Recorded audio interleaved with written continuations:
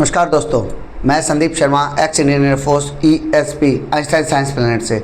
हम NCERT की नई बुक क्यूरियोसिटी जो साइंस के लिए क्लास 8 के लिए उसका चैप्टर नंबर 9 करने जा रहे हैं। इससे पहले हम चैप्टर नंबर 8 के theory as well as detail question answer हम कर चुके हैं।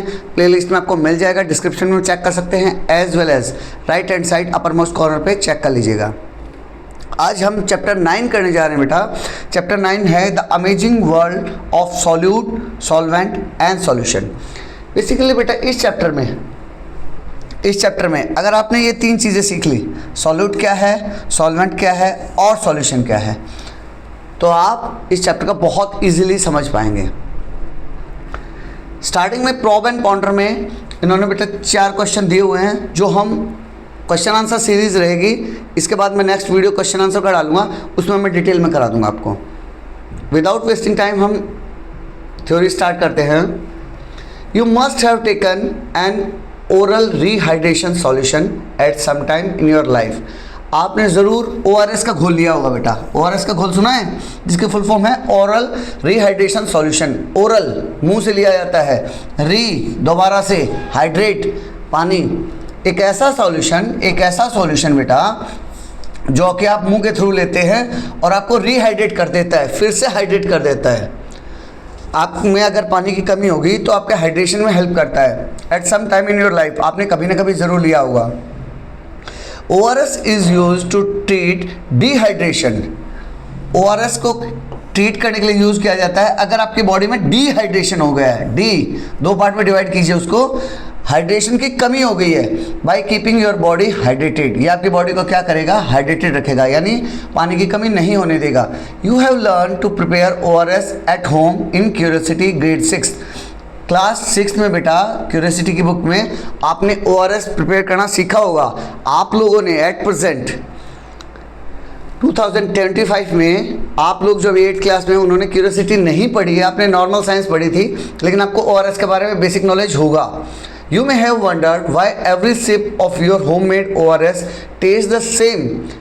क्या आपको कभी ऐसा वंडर हुआ है, लगा है अद्भुत कि भाई हर एक sip, every sip of your homemade ORS taste the same. पूरा गिलास में मैं सिप कहीं से भी लूँ, पहली सिप या लास्ट सिप, टेस्ट फीलिंग वही आया, कोई चेंज नहीं रहा। No matter how much you drink, आप कितना भी पी लो, आपको हर एक ड्रिंक में पक्का सेम फीलिंग आई होगी। Why does it not taste salty in one sip. कभी ऐसा क्यों नहीं फील हुआ कि मुझे पहली सिप में तो सॉल्टी महसूस हुआ और किसी दूसरी सिप में मीठा महसूस हुआ। This is because when you add sugar and salt to the water. यह हुआ किस लिए, क्योंकि जब आपने वाटर में शुगर और सॉल्ट ऐड किया, शुगर ऐड किया बेटा और सॉल्ट ऐड किया, they form a mixture in which the components are evenly distributed throughout. जिसमें कंपोनेंट इवनली डिस्ट्रीब्यूटेड थे, बराबर यूनिफॉर्म बराबर डिस्ट्रीब्यूटेड थे। मान लिया बेटा जब आपने सॉल्ट डाला या फिर शुगर डाला, दोनों ही केस में जो कॉन्स्टिट्यूएंट्स थे ना शुगर के उसके, ये इवनली डिस्ट्रीब्यूटेड थे। ये नहीं था कि एक जगह पे यहाँ नीचे जाके इकट्ठे हो गए, वो पूरे ग्लास में एक ही तरह से डिस्ट्रीब्यूटेड थे। ठीक है। Can you predict whether this mixture is uniform और नॉट। अब जब यूनिफॉर्मली डिस्ट्रीब्यूटेड थे तो आप बोल दोगे कि this is the uniform mixture. What happens when chalk powder is mixed with the water.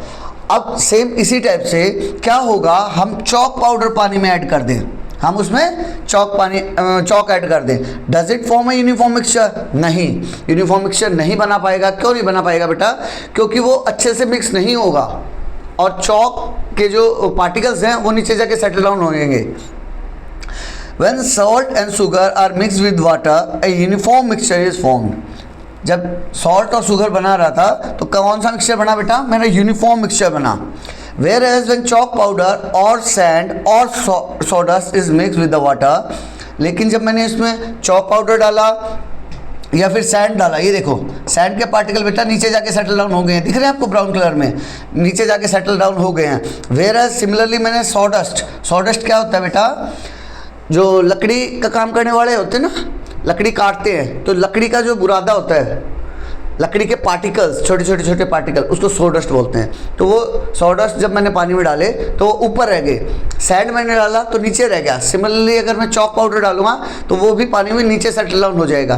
These all are examples of non uniform mixture. Where salt और शुगर जब हम डालेंगे तो वो यूनिफॉर्म मिक्सचर बनाएगा पूरे लिक्विड में थ्रू आउट वो यूनिफॉर्मली डिस्ट्रीब्यूट हो जाएगा। वही बता रहा है बेटा। यहाँ इस चैप्टर का जिस्ट है सॉल्यूट क्या है, सॉल्वेंट क्या है एंड सॉल्यूशन क्या है। आइए समझते हैं। Uniform mixture such as that of salt और शुगर एंड वाटर। जैसे जस्ट अभी हमने देखा बेटा, अगर मैं सॉल्ट और वाटर का एक सॉल्यूशन बनाया या फिर शुगर एंड वाटर का एक सॉल्यूशन बनाया, इज कॉल्ड ए सॉल्यूशन। उसको क्या कहेंगे? सॉल्यूशन कहेंगे। Whenever a solid is mixed with a liquid to form a solution, जब मैंने एक सॉलिड डाला लिक्विड के अंदर सॉल्यूशन बनाने के लिए, the solid component is called the solute. जो सॉलिड कंपोनेंट थे ना बेटा, उन्हें सॉल्यूट कहेंगे। And the liquid component is called the solvent. और लिक्विड, जैसे यहाँ हम एग्जांपल की बात कर रहे हैं बेटा, तो अगर नमक मैं पानी में डाल रहा हूँ तो नमक क्या चीज़ है? सॉलिड है, तो नमक को हम सॉल्यूट कहेंगे और पानी को सॉल्वेंट कहेंगे। And the liquid component is called the solvent. The solute dissolve in the solvent. तो सॉल्यूट क्या होगा बेटा? जब मैंने इसमें नमक डालूंगा मैं इसके अंदर, तो सॉल्ट क्या बन गया मेरा? सॉल्ट बन गया सॉल्यूट। और लिक्विड क्या बना? वो सॉल्वेंट। और जब ये दोनों मिल जाएंगे, the solute dissolve in the solvent to form a solution. तो जो मिलने के बाद लिक्विड हमारा तैयार हुआ उसे हम सॉल्यूशन कहेंगे। सॉल्यूट सॉल्वेंट में मिलाएंगे, सॉल्यूशन बन जाएगा। यहाँ मैं लिख भी देता हूँ। सॉल्यूट क्या था बेटा? सॉल्यूट वो था जो कि सॉलिड फेस में था। हमने क्या देखा बेटा? सॉलिड फेस में था। सॉल्वेंट क्या था? जो लिक्विड फेस में था।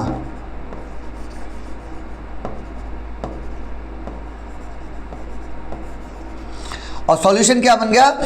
जो ओवरऑल दोनों का मिक्सचर, जो मिक्सचर था, वो दोनों का सॉल्यूशन बन गया।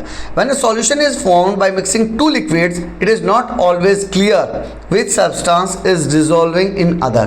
जब दोनों, यहाँ तो हमें दिख रहा था कि सॉलिड को मैंने लिक्विड में डाला, यहाँ तो मुझे महसूस हुआ कि सॉलिड था कम था, सॉल्वेंट ज़्यादा था, तो सॉल्वेंट ने अपने अंदर घोल लिया। लेकिन यही केस अगर मैं दो लिक्विड के साथ करूं, लिक्विड को लिक्विड में डाल रहा हूं, it is not always clear which substance is dissolving the other. कौन सा सब्सटेंस है जो दूसरे को अपने अंदर घोल रहा है।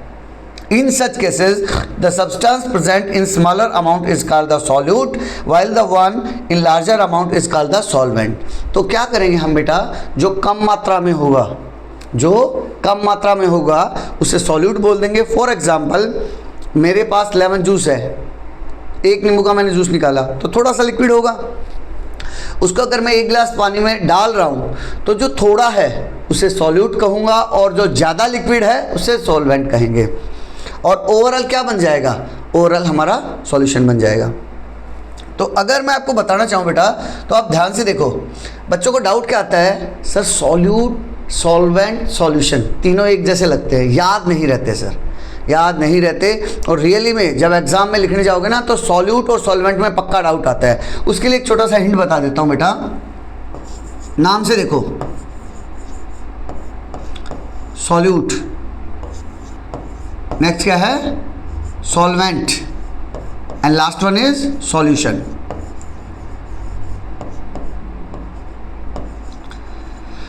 बेटा ये देखो, सॉल्यूशन तो मुझे लग रहा है तुमको लोगों को याद रह जाएगा। दो को मिक्स करने के बाद जो बना ना, नींबू पानी जो बना, उसको मैंने सॉल्यूशन बोल दिया, ये याद रह जाएगा। डाउट आता है बच्चा को, सॉल्यूट कौन सा था? अरे सर भूल गया, सॉल्यूट कौन सा था, सॉल्वेंट कौन सा था? तो जिसके नाम छोटा है, इसमें कितने अक्षर हैं? 6 अक्षर हैं। इसमें कितने अक्षर हैं? 7 अक्षर हैं।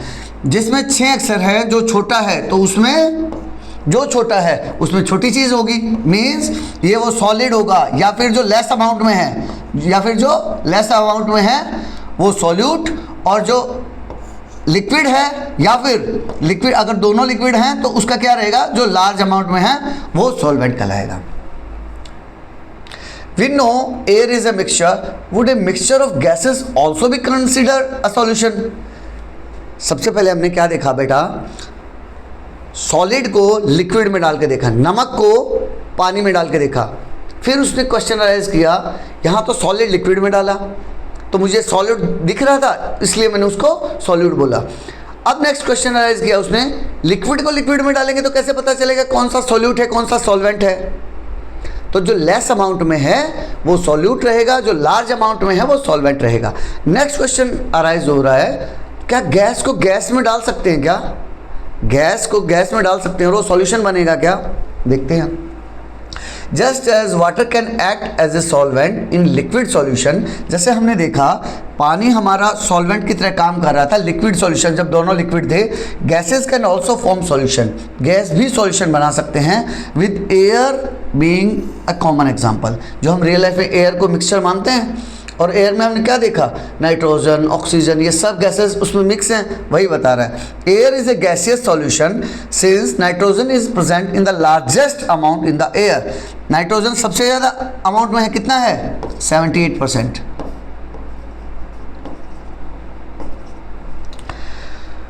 It is consider as the solvent, तो जो लार्ज अमाउंट में हो उसको सॉल्वेंट बोल देंगे। नाइट्रोजन क्या बन जाएगा, सॉल्वेंट बन जाएगा, while oxygen argon carbon dioxide and other gases are consider as solute, और जो छोटी अमाउंट में होगा उसे सॉल्यूट बोल देंगे। जो मैंने तरीका बताया, जो छोटी अमाउंट में है, जो छोटी अमाउंट में होगा उसका नंबर भी छोटा है, जो बड़ी अमाउंट में है उसका नंबर भी बड़ा है। एवर हर्ड ऑफ, अब यहाँ चाशनी के बारे में बात कर रहे हैं, हिंदी वर्ड चाशनी। आपने गुलाब जामुन रसगुल्ले पक्का खाए होंगे। अगर हम यहाँ गुलाब जामुन रसगुल्ले की बात कर रहे हैं, the chashni of the Indian sweet, एक इंडियन स्वीट होता है gulab jamun, is made up of a large amount of sugar. चाशनी को कैसे बनाते हैं, आपने खाए तो होगा गुलाब जामुन या रसगुल्ला, लेकिन उसको बनाते कैसे हैं वो बता रहा है बेटा। जब गुलाब जामुन के अंदर जो चाशनी है वो कैसे बनती है, लार्ज अमाउंट ऑफ शुगर जो कि सॉलिड है, dissolve in A small amount of liquid. चीनी को पानी में मिलाते हैं, चीनी को क्या करते हैं बेटा, पानी में मिलाते हैं, गर्म करते हैं। ये एक लंबा प्रोसेस है, यहाँ सिर्फ आपके समझने के लिए ये है। उसको स्मॉल अमाउंट ऑफ वाटर में मिलाते हैं, however the water is still consider as the solvent, लेकिन पानी को ही सॉल्वेंट मानते हैं। पानी कम अमाउंट में है, चीनी ज़्यादा अमाउंट में है, इवन देन पानी को सॉल्वेंट मानते हैं, and sugar as the solute, और शुगर को सॉल्यूट मानते हैं, क्योंकि शुगर क्या था बेटा, सॉलिड फेस में था।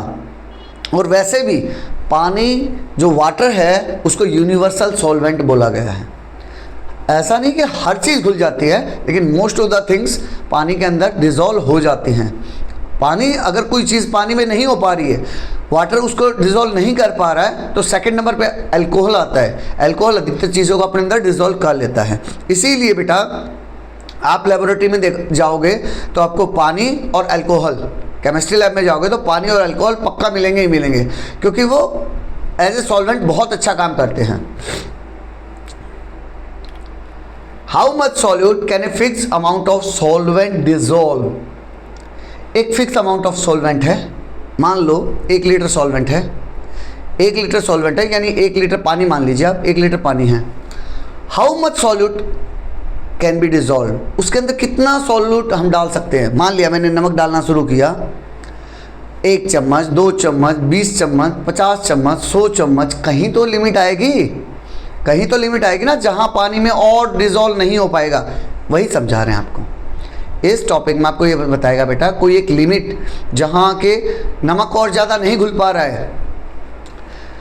एक एक्टिविटी के थ्रू बता रहे हैं, take a clean glass tumbler and fill it half with water. एक गिलास लिया बेटा मैंने,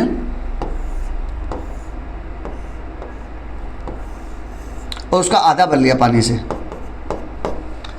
Add 1 spoon of salt into it and stir well till it dissolves completely। 1 चम्मच सॉल्ट डाल दिया मैंने। Gradually add a spoonful of salt into the glass tumbler and still, और ऐड करते रहिए, एक और ऐड कर दीजिए, एक और ऐड कर दीजिए, एक और ऐड कर दीजिए। Observe how many spoons of salt you can add before it stop dissolving completely। तो एक टाइम ऐसा आएगा 5 चम्मच, 10 चम्मच, 20 चम्मच, उसके बाद और नहीं ऐड हो पाएगा। ये तो आप भी फील कर पा रहे हो, स्टार्टिंग में ऐड हो रहा है, लेकिन कभी ना कभी ऐसा टाइम आएगा जब और ऐड नहीं हो पाएगा, observe how many spoons of salt, आपको क्या ऑब्जर्व करना है कि कितनी स्पून चम्मच के बाद आप you can add before it stop dissolving complete, अब और नहीं हो रहा है। Record your observation in table.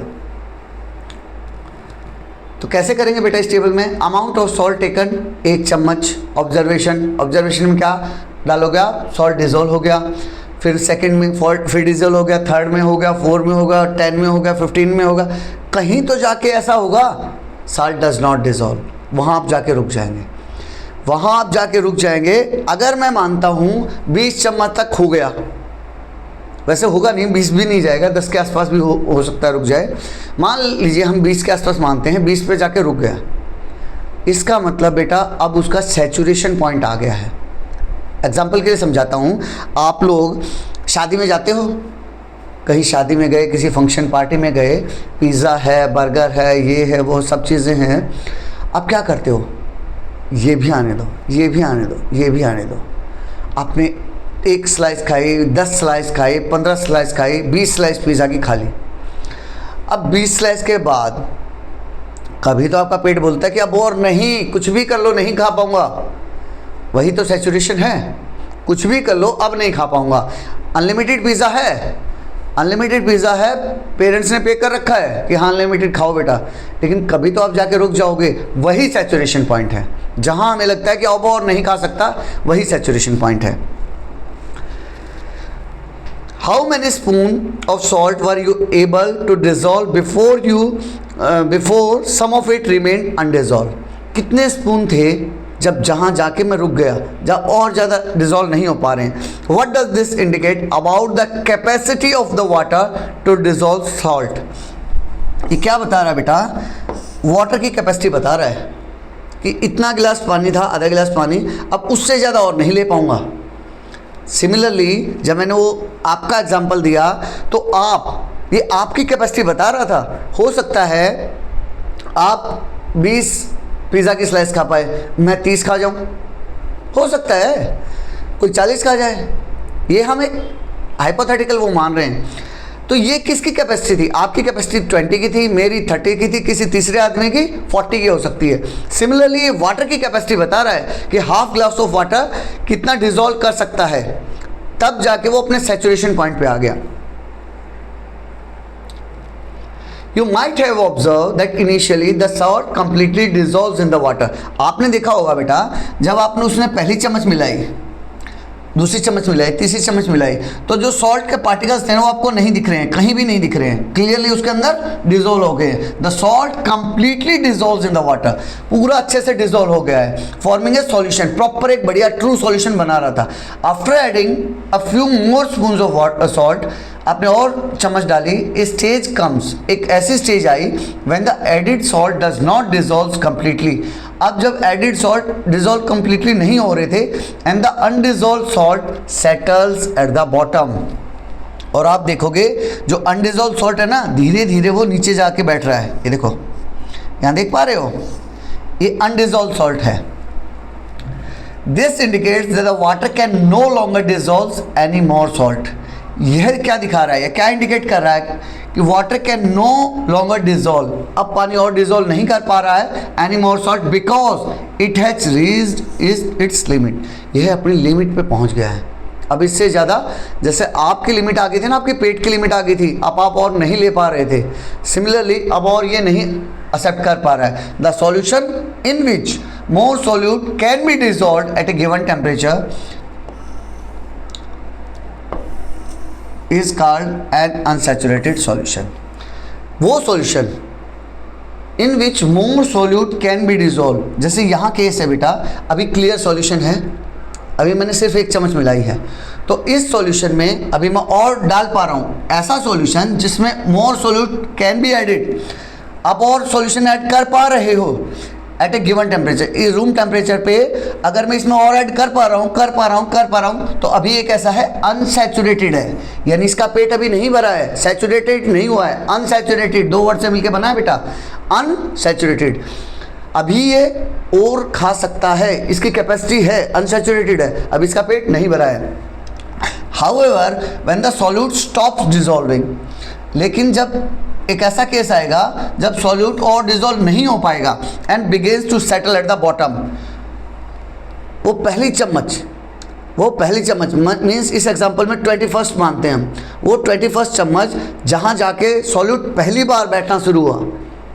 कुछ बच्चे इस एक्सपेरिमेंट में गलती क्या करेंगे, 20 चम्मच डाली, 20 तक कंप्लीटली डिजोल्व हुआ, 21वीं डाली तो कुछ थोड़े से पार्टिकल नीचे जाके बैठेंगे, तो उन्हें लगेगा नहीं अभी तो चल रहा है अभी तो डिजोल्व हो रहा है, तो 22nd डालेंगे, 23rd डालेंगे। जब काफ़ी सारा नमक होगा ना तब बोलेगा हाँ सर अब सैचुरेट हुआ है।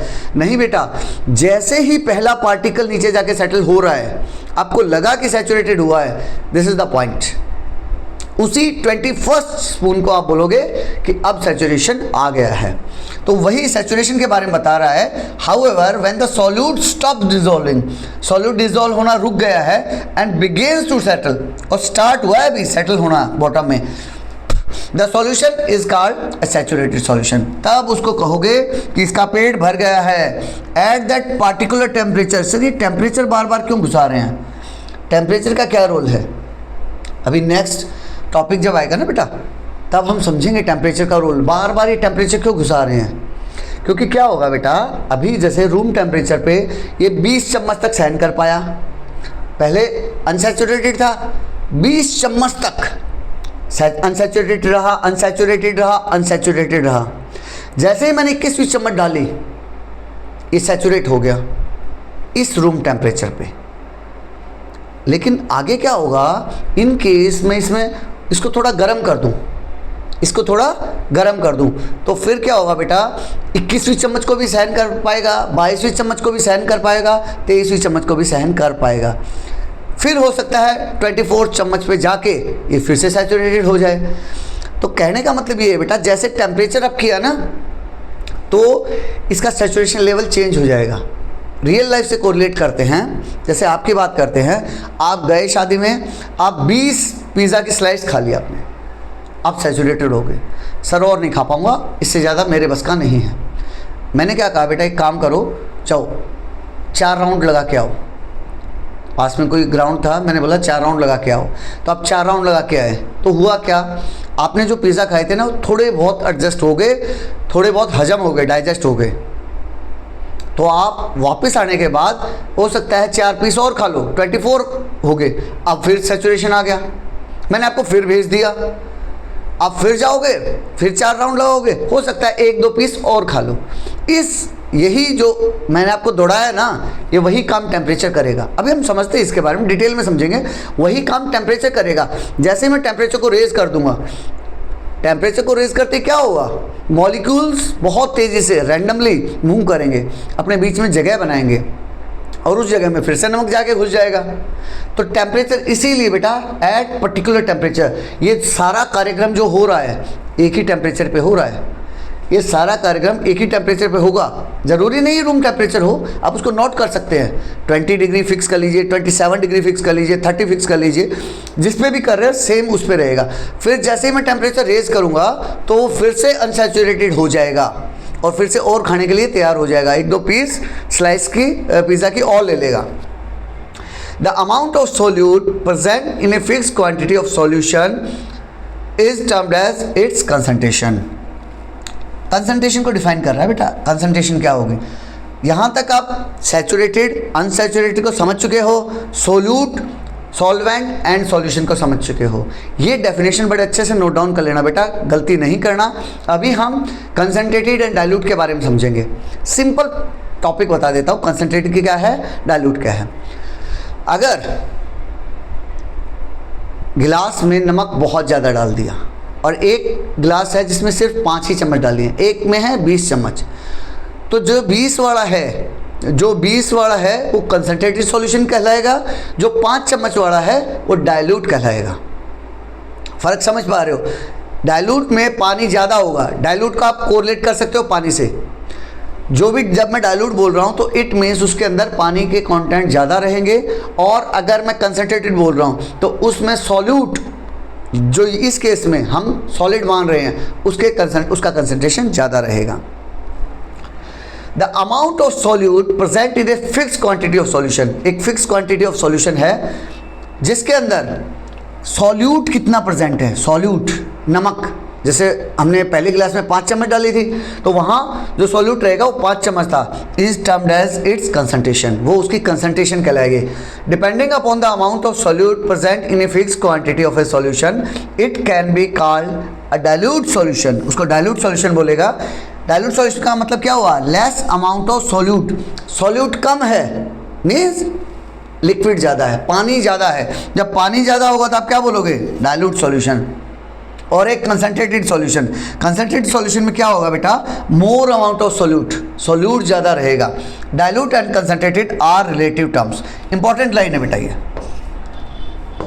इंपॉर्टेंट लाइन है। Dilute and concentrated are relative terms, relative का मतलब क्या होता है, रिलेटिव मीन्स दो का कंपैरिजन कर रहे हैं हम।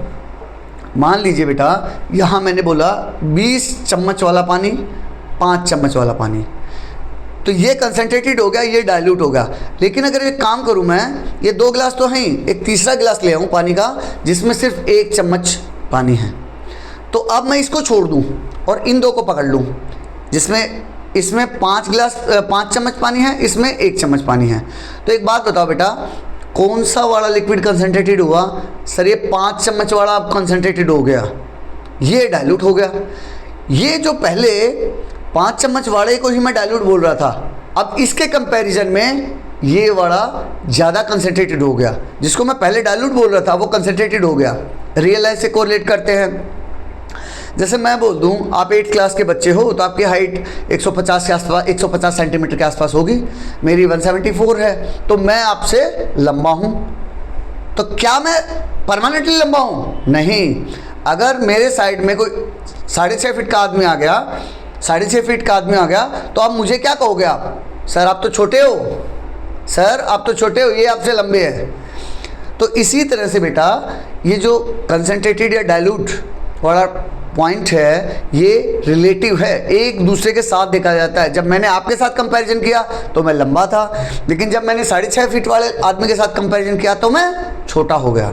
सिमिलरली जो 5 चम्मच वाला पानी था पहले वो डाइल्यूट था, जैसे ही 1 चम्मच वाला पानी आ गया अब ये कंसंट्रेटेड हो गया।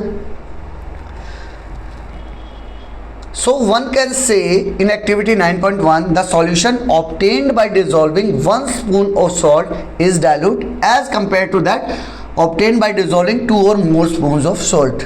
तो वही बता रहा है बेटा, 1 चम्मच वाला डाइल्यूट हो जाएगा, जिसमें 2 चम्मच डाल दोगे वो कंसंट्रेटेड हो जाएगा।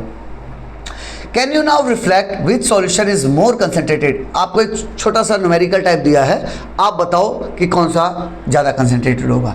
2 spoon of salt in 100 ml of water, 100 ml में 2 स्पून हैं, 100 ml में 2 स्पून हैं, या फिर 4 स्पून हैं 50 ml में। तो एक काम करो बेटा, ऐसे केस में क्या करो,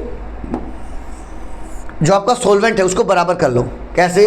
यहाँ 100 ml है, इसको भी 100 बना लो, इसको भी 100 बना लो।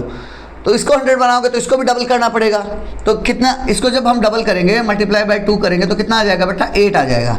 तो इसका मतलब इस वाले केस में 8 चम्मच है 100 ml में, और इस वाले केस में 100 ml में कितनी चम्मच हैं, 2 चम्मच है। तो बताओ कौन सा कंसंट्रेटेड होगा? सर ये वाला होगा, इसमें 8 चम्मच, इसमें 2 चम्मच है। तो हम क्या अंदाज़ा लगा पाएंगे कि ये वाला ज़्यादा कंसंट्रेटेड है। From activity 9.1 we can say that the maximum amount of solute that dissolves in a fixed quantity of the solvent is called its solubility। Sir पहले ही परेशान थे, सॉल्यूट, सॉल्वेंट, सॉल्यूशन, एक सोल्यूबिलिटी हो रहा गया। कैसे याद रहेगा? आसान है बेटा, अभी बता देते हैं। सॉल्यूबिलिटी 2 वर्ड में तोड़ लो बेटा इसको, सोल्यू प्लस एबिलिटी।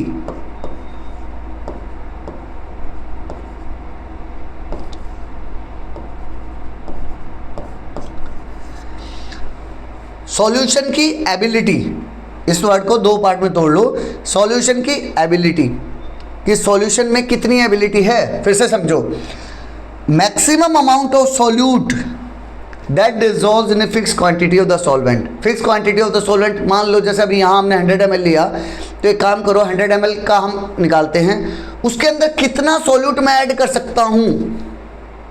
जैसे अभी हमने देखा ना 20 चम्मच वाला एग्जाम्पल, मैं एक गिलास में मैंने 20 चम्मच ऐड की थी, तो मैं वही तो मेरी सॉल्युबिलिटी होगी।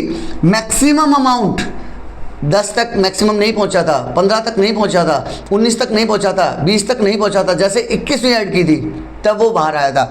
तो क्या हुआ बेटा, मैक्सिमम अमाउंट ऑफ सॉल्यूट की maximum amount that dissolve in a fix quantity of the solvent. Fix quantity of the solvent में हम डिजोल्व कर सकते हैं, वो उस सॉल्यूशन की सॉल्युबिलिटी कहलाएगी, उस सॉल्वेंट की सॉल्युबिलिटी कहलाएगी कि वो कितना कितना अपने अंदर सॉल्व कर पा रहा है, उसकी ability. Does temperature affect the solubility of A solute, जो मैं आपको बता रहा था वही। क्या टेम्परेचर से कोई फर्क पड़ेगा क्या सॉल्युबिलिटी पे? क्या उसकी सॉल्युबिलिटी बढ़ जाएगी, घट जाएगी, ऐसा कुछ है क्या? पता करते हैं। इस एक्टिविटी में क्या कर रहा है बेटा, take about 50 ml of water in a glass beaker and measure its temperature using a laboratory thermometer से 20 डिग्री सेंटीग्रेड। एक बेटा 50 ml का बीकर लिया, आप कितना ले सकते हो, उससे कोई ज़्यादा फर्क पड़ेगा नहीं। आप 100 ml का लीजिए, 50 ml का लीजिए, फ़र्क नहीं पड़ेगा। उसका टेम्परेचर नोट कर लीजिए, लगभग 20 डिग्री के आसपास उसको मेंटेन रखिए। Add a spoon full of baking soda, baking soda उसमें डाल दीजिए। बेकिंग सोडा क्या होता है सर? बेकिंग सोडा बेटा जो घर में आपके यूज़ करते हैं बेकिंग के लिए। बेकिंग पाउडर एक थोड़ा सा अलग होता है जिसमें टार्टरिक एसिड और ऐड कर देते हैं। अब बेकिंग सोडा मिल जाएगा आपको इजीली, जिसे केमिकल नेम जिसका क्या है, sodium hydrogen carbonate. To the water and stir until it dissolve, और उसे स्टिर करते रहिए जब तक वो मिल ना जाए। Continue adding small amount of baking soda while stirring, धीरे धीरे मिलाइए और मिक्स करते रहिए, ये नहीं एक बार में डाल दिया। Till some solid baking soda is left undissolved at the bottom of the beaker. कब तक डालेंगे बेकिंग सोडा को? कब तक डालेंगे बेटा? जब तक कि अनडिजॉल्व ना रह जाए, नीचे तलैटी में ना जम जाए। सर ये तो वही सैचुरेशन चेक कर रहा है, कहाँ तक लेके गया उसको? सैचुरेशन पॉइंट तक लेके गया, जब तक उसका पेट पूरा ना भर जाए। उसने क्या किया? जब तक उसका पेट पूरा ना भर जाए। यहाँ ये सेटअप आप देख पा रहे हो बेटा, बीकर है, बीकर के अंदर लेबोरेटरी थर्मोमीटर सेट कर दिया, एक ग्लास रोड लगा रखी है, वाटर कंटेनिंग बेकिंग सोडा, इसके अंदर 50 ml पानी है, 50 ml पानी में बेकिंग सोडा डाल रखा है। वायर गेज, वायर गेज क्या होता है बेटा? कुछ नहीं, एक प्लेटफॉर्म टाइप जिससे इजीली हम उसके ऊपर बीकर रख पाएँ। ट्राइपॉड स्टैंड, स्टैंड ये किस लिए यूज़ किया जाता है? ताकि बीकर उसके ऊपर रख पाएँ। नेक्स्ट वन है स्प्रिट लैम्प। स्प्रिट लैम्प कुछ नहीं है, आप कैंडल भी रख सकते हो। स्प्रिट लैम्प केमिस्ट्री लैब में एक इंस्ट्रूमेंट होता है जो जलने के लिए यूज़ करते हैं। स्प्रिट डालते हैं उसके अंदर एक लिक्विड, जैसे हम ये यूज़ करते हैं ना कैरोसिन वगैरह, उसी टाइप से स्प्रिट लैम्प से वो गर्म करने के लिए आप कैंडल यूज़ कर सकते हो। Now heat the contents to 50 degree centigrade while stirring. पहले उसने क्या किया बेटा? पहले चेक किया कि वो कितना बेकिंग सोडा अपने अंदर ले पा रहा था। 50 ml लिक्विड था, उसके अंदर बेकिंग सोडा 1 चम्मच 2 चम्मच, वही मान लेते हैं हम 20 चम्मच तक वो ले पा रहा था। जैसे मैंने 21 डाली तो वो नीचे सेटल डाउन हो गया, इट मीन्स उसका सैचुरेशन आ गया, अब वो और नहीं ले पाएगा। फिर मैंने क्या किया? फिर मैंने टेम्परेचर को बढ़ा दिया। पहले कितना था? 20। अब मैंने जब टेम्परेचर को बढ़ाया कहाँ तक? 50 डिग्री सेंटीग्रेड तक। What happens to the undissolved baking soda? जो नीचे बेकिंग सोडा पड़ा हुआ था ना, उसका क्या होगा? You will observe that it has dissolve, वो डिजोल्व हो जाएगा। अब वो डिजोल्व हो गया, जैसे टेम्परेचर रेज किया ना, डिजोल्व हो गया। नॉट ओनली डिजोल्व हो गया, अगर अभी मैं 1-2 चम्मच और डालूंगा उसको भी वो अपने आप में डिजोल्व कर लेगा। Continue adding more baking soda, और ऐड कर दो। While stirring at this temperature until some solid baking soda remains undissolved. तब तक डालते रहो, तब तक डालते रहो जब तक सॉलिड बेकिंग सोडा और अनडिजॉल्व ना हो जाए। जैसे मैंने 24 चम्मच का एग्जांपल दिया था, 20 डाली, सैचुरेशन आ गया। अब मैंने क्या किया? उसको गर्म कर दिया, मीन्स आपको दौड़ा दिया, तो आप 20 पीस के बाद 4 और खा गए, वही हुआ। बेकिंग सोडा 4 चम्मच और ऐड कर पाए हम। अब लेकिन 25 डाल रहा हूँ जैसे ही, तो वो फिर से सेटल डाउन होना शुरू हो गया, फिर से सेटल डाउन होना शुरू हो गया। यानी अब ये 50 डिग्री सेंटीग्रेड के हिसाब से फिर से सैचुरेट हो गया है।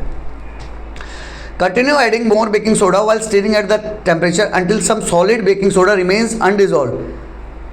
समझ पा रहे हैं? 50 पे अब 24 चला गया। Again heat the contents further to 70 degree centigrade while continuing to stir।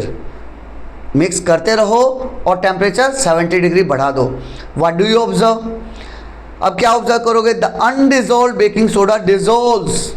अब जो 25वीं चम्मच डाली थी मैंने, 25वीं चम्मच डाली थी, वो फिर से डिजोल्व होगी। जैसे मैंने टेम्परेचर अप किया वो फिर से डिजोल्व होगी 70 डिग्री पे। अब वो फिर से अनसैचुरेटेड हो गया है।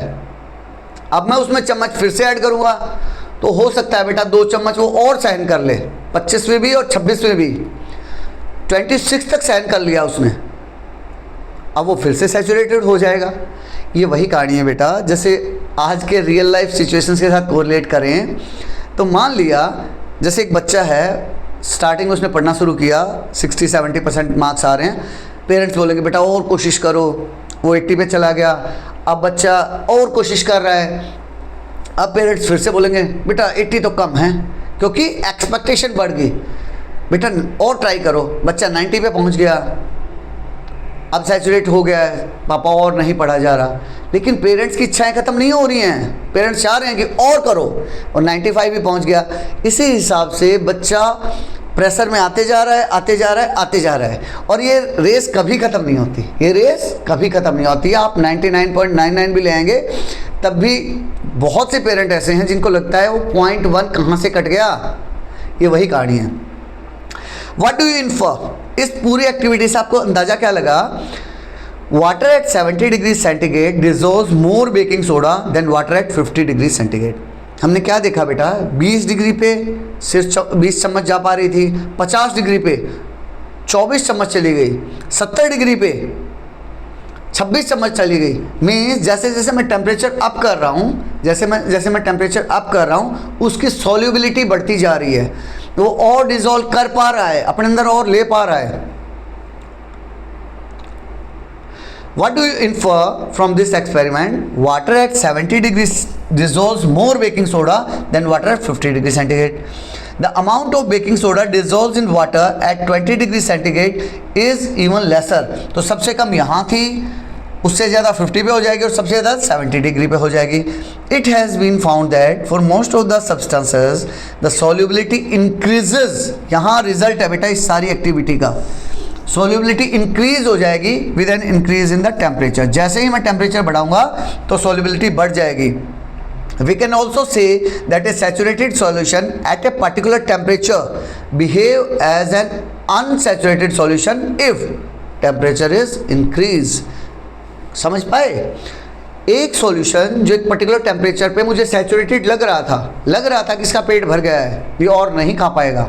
जैसे ही मैंने टेम्परेचर अप किया अब वो और खा पा रहा है, अब वो और ले पा रहा है, वही बता रहा है बेटा, वो फिर से अनसैचुरेटेड हो गया। Our scientific heritage. Water has primarily been used as a solvent for the preparation of medicinal formulation in Ayurveda, Siddha and other traditional systems of medicine in India. बेटा बहुत पहले टाइम से आयुर्वेदा, सिद्धा, आपने आयुष के नाम से सुना होगा, AYUSH, ये सब बेटा ट्रेडिशनल मेडिसिनल वो हैं हमारी पद्धतियाँ। ये क्या है बेटा? हमारी ट्रेडिशनल सिस्टम है मेडिसिन्स के इंडिया में, आयुर्वेद और सिद्धा। तो क्या बता रहा है? आयुर्वेद, सिद्धा, इन सब में पानी को हम बहुत पहले से यूज़ करते आ रहे हैं एज ए सॉल्वेंट। किस लिए? दवाइयाँ बनाने के लिए। Additionally drug formulations have been prepared using hydro alcoholic extract of the herbs. Not only पानी, उसके अलावा ड्रग बनाने के लिए हम क्या यूज़ कर पा रहे हैं? Using hydro alcoholic. Hydro alcoholic का मतलब क्या है बेटा? हाइड्रो मीन्स पानी, एल्कोहल मीन्स एल्कोहल। तो मैंने बताया था सबसे बेस्ट सॉल्वेंट क्या है? पानी। Second most alcohol. तो हम एल्कोहल का भी यूज़ करते आ रहे हैं और पानी का भी यूज़ करते आ रहे हैं। एक्सट्रैक्ट ऑफ द हर्ब्स के एक्सट्रैक्ट का यूज़ करते हुए हम दवाइयाँ बनाते आ रहे हैं। The Indian system of medicines have also referred to the use of oil. जो हमारा इंडियन सिस्टम था ना बेटा, वो ऑयल को भी यूज़ करता था, घी को भी यूज़ करता था, दूध को भी यूज़ करता था और दूसरे substance as solvent for drug formulation. Drug बनाने के लिए नॉट ओनली हम पानी यूज़ करते थे, पानी तो सबसे ज़्यादा यूज़ होता है, उसके बाद अल्कोहल होता है। हमारे ट्रेडिशनल इंडियन सिस्टम में हम ऑयल, घी, दूध ये सब भी यूज़ करते थे। To help achieve the theoretic benefits of the drug. Drug के बेनिफिट्स को मैक्सिमाइज करने के लिए, निकालने के लिए हम ये सब चीज़ें यूज़ करते आ रहे हैं। अब एक साइंटिस्ट हैं, उनके बारे में बता रहा है बेटा, असीमा चटर्जी। ये मैडम का फोटो भी लगा रखा है। What inspired Asima Chatterjee to work on medicinal plants? किस चीज़ ने उनको इंस्पायर किया मेडिसिनल प्लांट पे काम करने के लिए? Asima Chatterjee is renowned for her work in developing anti epileptic and anti malarial drugs. इन्होंने बेटा काम किया था किस पे बेटा? Anti epileptic. एपिलेप्टिक क्या होता है बेटा? मिर्गी। मिर्गी का दौरा होता है ना, सुना है आपने? तो मिर्गी के लिए दवाइयाँ या फिर मलेरिया के लिए दवाइयाँ बनाने पे उन्होंने काम किया था। She use solvents and solution. उन्होंने सॉल्वेंट्स का यूज़ किया और सॉल्यूशंस का extensively to extract and isolate important compounds from medicinal plants. Extract करने के लिए, एक्सट्रैक्ट मीन्स निकालने के लिए, क्या? Important compounds. कहाँ से? Medicinal plants. कुछ मेडिसिनल प्लांट्स हैं, उसमें से केमिकल्स, उसमें से एक्सट्रैक्ट करने के लिए उन्होंने सॉल्वेंट का और सॉल्यूशन का यूज़ किया। She earn a doctorate of science. उन्होंने डॉक्टरेट की उपाधि ली, डॉक्टरेट की उपाधि ली, becoming the second Indian woman to do so. और दूसरी ऐसी औरत बनी जिन्होंने ये काम किया after Janaki Ammal. Last chapters में हम मैडम जानकी अमल के बारे में भी डिस्कशन कर चुके हैं। She became the first women to receive the Shanti Swarup Bhatnagar award. वो पहली ऐसी औरत थी जिनको शांति स्वरूप भटनागर अवार्ड दिया गया था in the field of chemical science. Chemical science में उनको दिया गया। And was also honoured with the Padma Bhushan, और उनको पद्म भूषण अवार्ड भी दिया गया। पद्म सीरीज के बेटा 3 अवार्ड्स है, पद्म श्री, पद्म भूषण एंड पद्म विभूषण। पद्म विभूषण सबसे हाईएस्ट, इस कैटेगरी में सबसे हाईएस्ट अवार्ड माना जाता है। अभी जैसे हमने सॉल्युबिलिटी चेक की, सॉल्युबिलिटी आपको अभी तक समझ आ गई होगी बेटा। सॉल्युबिलिटी क्या थी? कितना वो सॉल्यूट को अपने अंदर अब्जॉर्ब कर सकता है, वो थी सॉल्युबिलिटी। और हमने देखा कि सॉल्युबिलिटी जैसे जैसे टेम्परेचर को मैं अप कर रहा था तो सॉल्युबिलिटी भी बढ़ रही थी। लिक्विड के बारे में हमने देख लिया। अब यहाँ बात कर रहा है सॉल्युबिलिटी ऑफ गैसेस। गैस की सॉल्युबिलिटी कैसे डिफर करेगी, क्या रहेगा, उसके बारे में समझते हैं। Many gases including oxygen dissolve in water. बहुत सी गैसेस ऑक्सीजन, जैसे कि ऑक्सीजन है वो पानी में डिजोल्व कर जाती है। ऑक्सीजन का डिजोल्यूशन बहुत इंपॉर्टेंट है बेटा, देखना कैसे। Oxygen dissolves in water only to a small extent. कुछ ही मात्रा तक डिजोल्व हो पाती है। Even though present in minute quantity, it is this dissolved oxygen that sustains all aquatic life. Even though, यद्यपि ये बहुत ही कम मात्रा में अवेलेबल है पानी के अंदर, फिर भी it is this dissolved oxygen, यही वो डिजॉल्व्ड ऑक्सीजन है जो लाइफ को सस्टेन करती है। कौन सी लाइफ? Aquatic life. जो समुद्र के अंदर जीवन पाया जाता है ना बेटा, एक्वेटिक, किससे बना है? एक्वा से। एक्वा से बना है। किससे बना है? एक्वा से, पानी से। तो जो एक्वेटिक लाइफ है ना, वो यही ऑक्सीजन सर्वाइव कर पाते हैं। अगर पानी में ऑक्सीजन मिक्स नहीं होती तो सोचो ये सब जीव जंतु कैसे रह पाते। यह थोड़ी अमाउंट में है लेकिन फिर भी बहुत कारगर है। इंक्लूडिंग प्लांट्स हैं, फिशेस हैं and other organism. Is the mixture of gases in water. अगर ये जो मिक्सचर है पानी में गैसेस का, अ यूनिफॉर्म और नॉन यूनिफॉर्म मिक्सचर। जो गैसेस का पानी के अंदर मिक्सचर बना, क्या वो यूनिफॉर्म है या फिर नॉन यूनिफॉर्म मिक्सचर है? अभी यही समझेंगे वो यूनिफॉर्म मिक्सचर है या नॉन यूनिफॉर्म मिक्सचर है। It is a uniform mixture because the gases dissolve evenly. जहाँ बेटा ये इवनली वर्ड दिखाई दे जाए, इवनली डिस्ट्रीब्यूटेड है, तो समझ लो वो यूनिफॉर्म मिक्सचर है। Because the gases dissolve evenly in water to form a solution. Gases इस तरह से डिजॉल्व हुई। एक एग्जाम्पल के लिए आपको रियल लाइफ से कोरिलेट करते हैं। मान लिया बेटा एक गिलास पानी लिया, मैंने उसमें स्क्वैश डाल दिया, कुछ शरबत डाला, तो आपने देखा होगा शरबत डाला तो थोड़ी देर बाद वो यूनिफॉर्मली मिक्स हो जाता है, पूरे में एक जैसा दिखता है। सेम ऐसे ही गैसेस यूनिफॉर्मली मिक्स हैं। ऐसा नहीं कि नीचे सेटल डाउन होगी या फिर सॉ डस्ट की तरह ऊपर तैर रही हैं, अलग अलग नहीं है, यूनिफॉर्मली डिस्ट्रीब्यूट हुई हैं। Does temperature affect the solubility of gases in liquid also? अभी अभी हमने पढ़ा था सॉल्युबिलिटी के बारे में। जैसे मैंने टेम्परेचर अप किया, सॉल्युबिलिटी बढ़ गई, तो यहाँ चेक कर रहा है कि यहाँ भी सॉल्युबिलिटी का इफेक्ट पड़ेगा क्या, चेक करते हैं। It has been observe that the solubility of gases generally decreases. Sir ये क्या बता रहे हो, अभी तो बोल रहे थे सॉल्युबिलिटी बढ़ जाएगी, यहाँ उल्टा है बेटा। इसीलिए इसको थोड़ा स्टार मार्क कर लेना, इसको थोड़ा स्टार मार्क कर लेना कि सर ने कुछ बताया था, कुछ उल्टा था। क्या बोल रहा है बेटा, generally decreases as temperature increases. हमने उसमें पढ़ा था टेम्परेचर बढ़ा तो सॉल्युबिलिटी बढ़ी, यहाँ टेम्परेचर बढ़ेगा तो सॉल्युबिलिटी डाउन जाएगी। मोर oxygen can dissolve in cold water.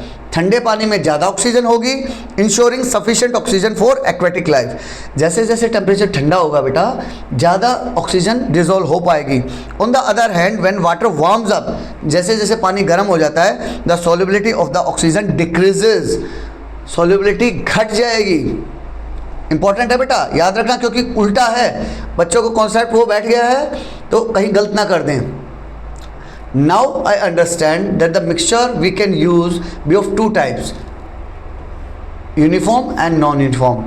Last chapter जहाँ हम एलिमेंट, कंपाउंड और मिक्सचर को समझे थे, वहाँ हमने मिक्सचर के दोनों फेस समझे थे, यूनिफॉर्म और नॉन यूनिफॉर्म। वही बता रहा है बेटा कि अब मैं समझ पा रहा हूँ कि मिक्सचर दो टाइप के होंगे, uniform and non uniform.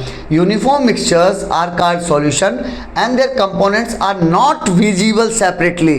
Components मुझे अलग अलग दिखाई नहीं देंगे। In non uniform mixture the components can be seen, component आपको अलग से दिखाई देंगे बेटा, either with a naked eye or with a magnifying glass. Magnifying glass का यूज़ करते हुए, मैग्नीफाइंग डिवाइस का यूज़ करते हुए मैं कंपोनेंट्स को इजीली देख पा रहा हूँ। एग्जाम्पल के लिए सॉडस्ट इन वाटर या फिर sad in water. Non uniform में क्या होगा, आपको अलग से दिखाई देंगे।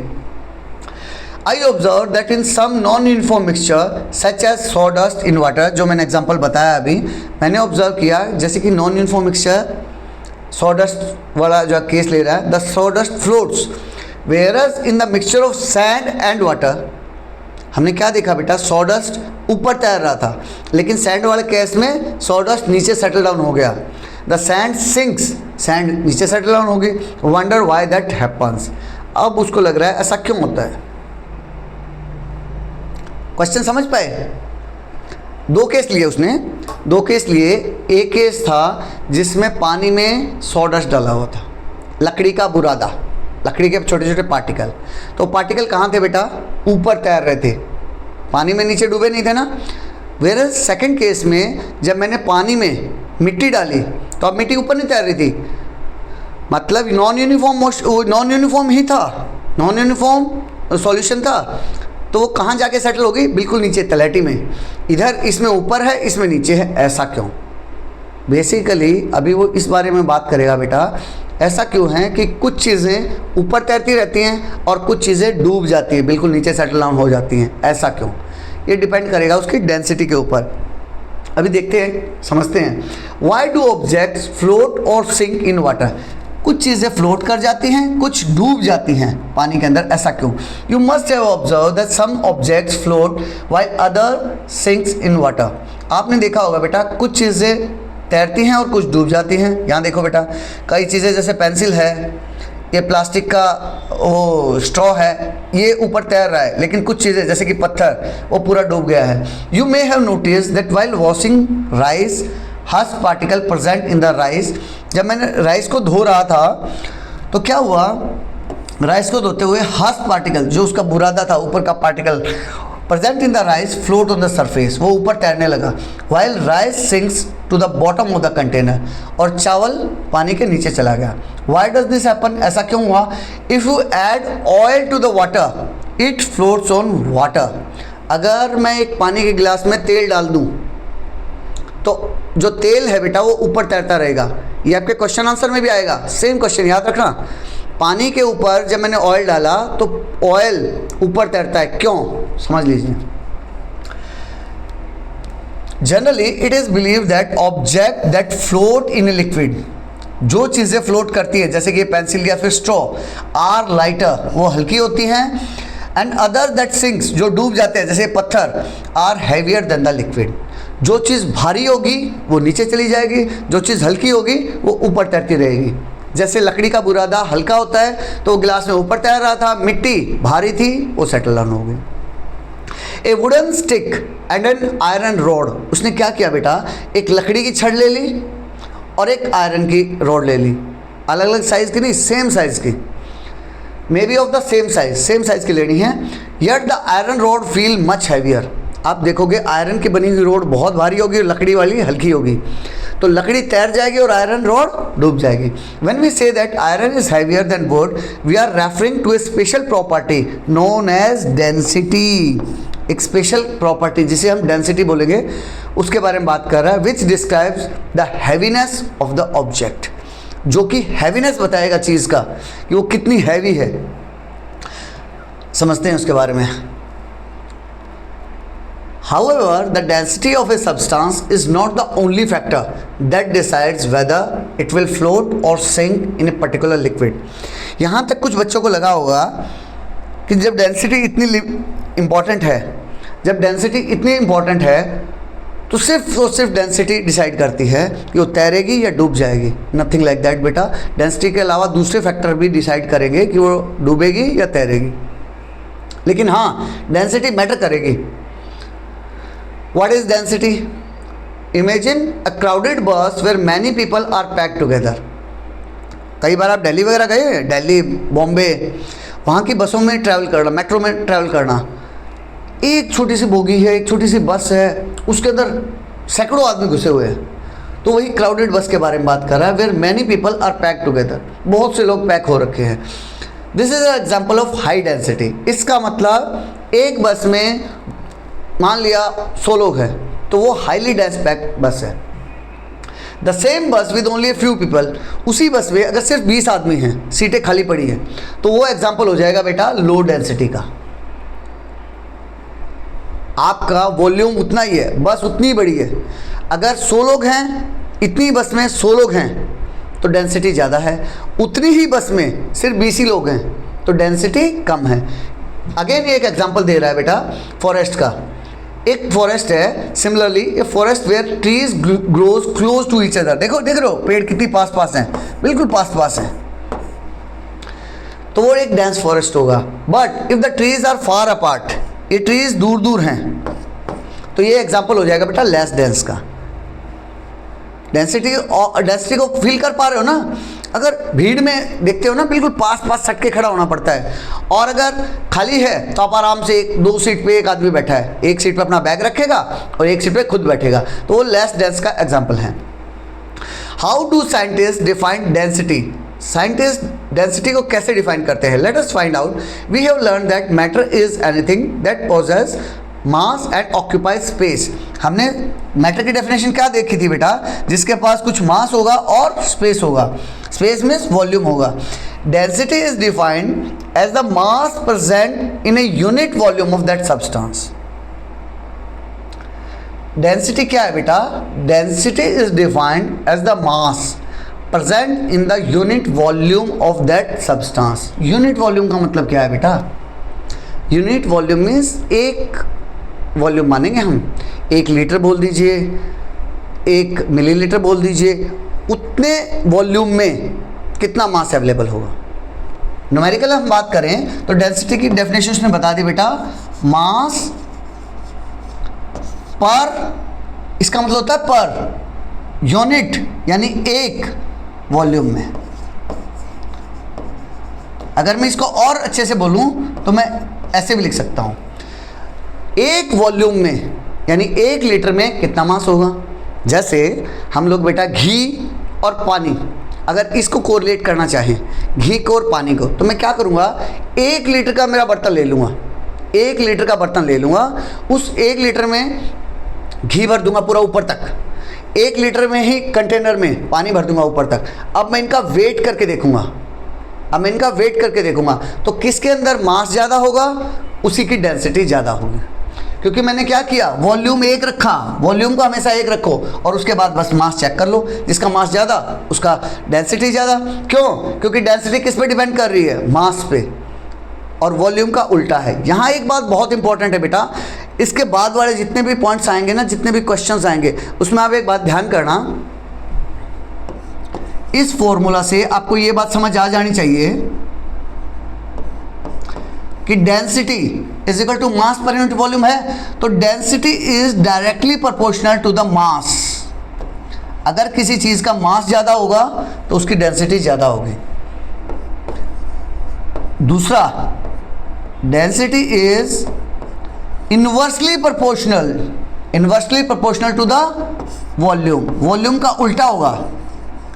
अगर किसी चीज का, ये बेटा बहुत इंपॉर्टेंट है, ये तीन चीजें, एक ये और एक ये, डेंसिटी का फॉर्मूला, और ये आप कॉन्सेप्चुअली समझ आना चाहिए कि डेंसिटी मास के ऊपर डिपेंड करेगी डायरेक्टली। अगर मास बढ़ेगा तो उस चीज़ की डेंसिटी बढ़ेगी, मास घटेगा तो उस चीज़ की डेंसिटी घटेगी। सेकंड, डेंसिटी और वॉल्यूम में उल्टा रिलेशन है। अगर वॉल्यूम बढ़ाऊंगा मास को सेम रखते हुए, अगर वॉल्यूम बढ़ाऊंगा मास को सेम रखते हुए, तो डेंसिटी घट जाएगी। वॉल्यूम बढ़ेगा, मास घटेगा, डेंसिटी घटेगी। अगर वॉल्यूम घटेगा तो डेंसिटी बढ़ेगी। इनके बीच में उल्टा रिलेशन है। ये बार बार आएगा बेटा, ये वाला कॉन्सेप्ट जो बता रहा हूं आपके बार बार आएगा। The density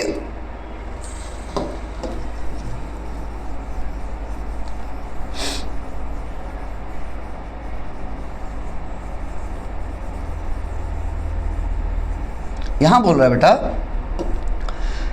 the density of a substance is independent of its shape और साइज।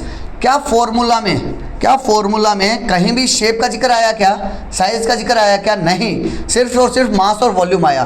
तो क्या बोल रहा है कि डेंसिटी इंडिपेंडेंट होगी उसकी शेप से या साइज से। However it is dependent on temperature and pressure. हाँ, टेम्परेचर और प्रेशर पे डिपेंड करेगी। तो हम अब तक ये समझ पाए कि डेंसिटी मास पे डिपेंड करेगी, डेंसिटी वॉल्यूम पे डिपेंड करेगी, डेंसिटी टेम्परेचर पे डिपेंड करेगी और डेंसिटी प्रेशर पे डिपेंड करेगी। Pressure primarily affects the density of the gases, while its effect on solids and liquid is negligible. Pressure का इफेक्ट गैस की डेंसिटी पे तो पड़ेगा, लेकिन सॉलिड में और लिक्विड में कम पड़ेगा। क्यों पड़ेगा सर? क्योंकि बेटा गैस को हम जब प्रेशराइज करते हैं, तो हम इजीली प्रेशराइज कर पाते हैं। उसका वॉल्यूम कम या ज़्यादा कर सकते हैं प्रेशर का यूज़ करते हुए, लेकिन इन case of solid and liquid हम उतना प्रेशराइज नहीं कर सकते।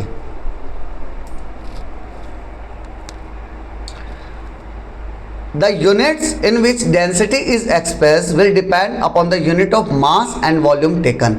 अब यूनिट के बारे में बात कर रहा है कि डेंसिटी की यूनिट क्या होगी। As you have learn the SI unit of mass and volume are kilogram. एक बात बताओ बेटा, मास की यूनिट क्या होती है? किलोग्राम होती है सर। और ग्राम में, टन में, उन सब में मेजर कर सकते हैं, लेकिन एसआई यूनिट मास की क्या होगी बेटा? मास की यूनिट होगी किलोग्राम। और वॉल्यूम की क्या होगी सर? वॉल्यूम की होगी क्यूबिक मीटर, मीटर क्यूब। आप मीटर क्यूब बोल सकते हैं या क्यूबिक मीटर, सेम है। Therefore the SI unit of density is, जैसे हमने अभी देखा, डेंसिटी का फॉर्मूला क्या था बेटा? डेंसिटी का फॉर्मूला सर मास पर यूनिट वॉल्यूम। अच्छा ये बताओ, मास का अभी हमने देखा कि मास का यूनिट क्या थी? किलोग्राम थी सर। और वॉल्यूम की क्या थी? क्यूबिक मीटर, ये थी। तो डेंसिटी की यूनिट क्या हो जाएगी? तो डेंसिटी की यूनिट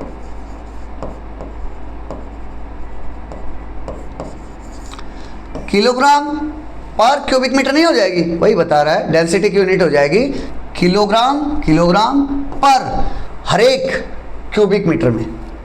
डेंसिटी की क्या यूनिट होगी? Kilogram per cubic metre, abbreviated as kilogram per metre cube. In case of liquids other units of density are also used for convenience such as gram per millilitre. ये तो SI unit की बात होगी। उसके अलावा SI unit, जैसे हमने मास में किलोग्राम ले रहे थे, लेकिन मास को हम ग्राम में, टन में, उनमें मेजर करते हैं। सिमिलरली दूसरे यूनिट्स भी हम यूज़ कर सकते हैं, जैसे कि ग्राम पर मिलीलीटर। छोटी यूनिट होगी बेटा, मास की जगह मैंने ग्राम लिख दिया, और वॉल्यूम जो अभी तक मीटर क्यूब में ले रहे थे उसे हमने मिलीलीटर लिख दिया। उस तरह से भी यूज़ कर सकते हैं, जिसको हम एब्रिवेटेड ग्राम पर मिलीलीटर यूज़ कर सकते हैं, या फिर ग्राम पर क्यूबिक सेंटीमीटर, जिसको हम ग्राम क्यूबिक सेंटीमीटर भी बोल सकते हैं। Conversion factor for density 1 kilogram per metre cube, जो SI यूनिट थी 1 किलोग्राम पर मीटर क्यूब को हम 1000 ग्राम, अब 1 किलोग्राम की जगह मैं 1000 ग्राम लिख सकता हूँ ना। ये 1 किलोग्राम की जगह मैं 1000 ग्राम लिख दूँ, वही तो किया उसने, 1000 ग्राम पर मीटर क्यूब ऐसा लिख सकते हैं। या फिर जो 1000 ग्राम तो वो एज इट इज़ रख लिया, जो मीटर क्यूब था, मीटर क्यूब की जगह मैंने 1000 लीटर लिख दिया। जो नीचे में मीटर क्यूब था उसकी जगह मैं 1000 लीटर लिख सकता हूँ, क्योंकि मीटर क्यूब का मतलब क्या होता है, अगर एक क्यूब है जिसकी लंबाई 1 मीटर है,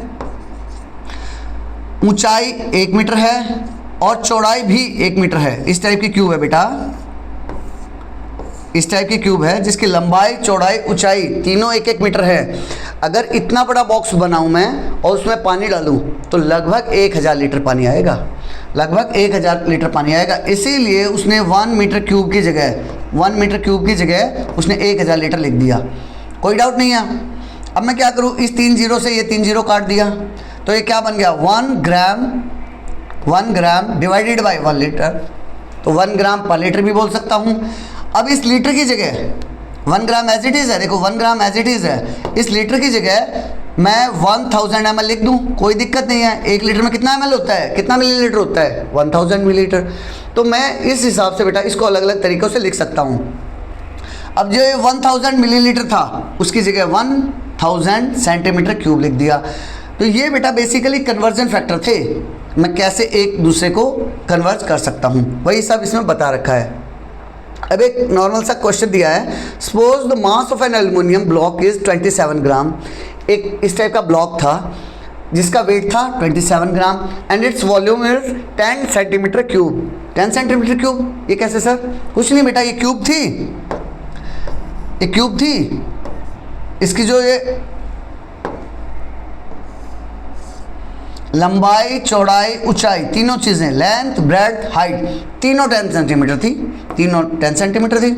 तो डेंसिटी कितनी हो जाएगी बेटा? डेंसिटी हो जाएगी सर, डेंसिटी होगी मास कितना था 2.7 ग्राम, सॉरी मास था 27 ग्राम। जब 27 ग्राम को मैं डिवाइड करूंगा 10 से तो ये 10 के कारण यहाँ डेसिमल आ जाएगा, तो वही 2.7 ग्राम पर सेंटीमीटर क्यूब आंसर आ जाएगा। From this it can be said that aluminium is 2.7 times denser then the water.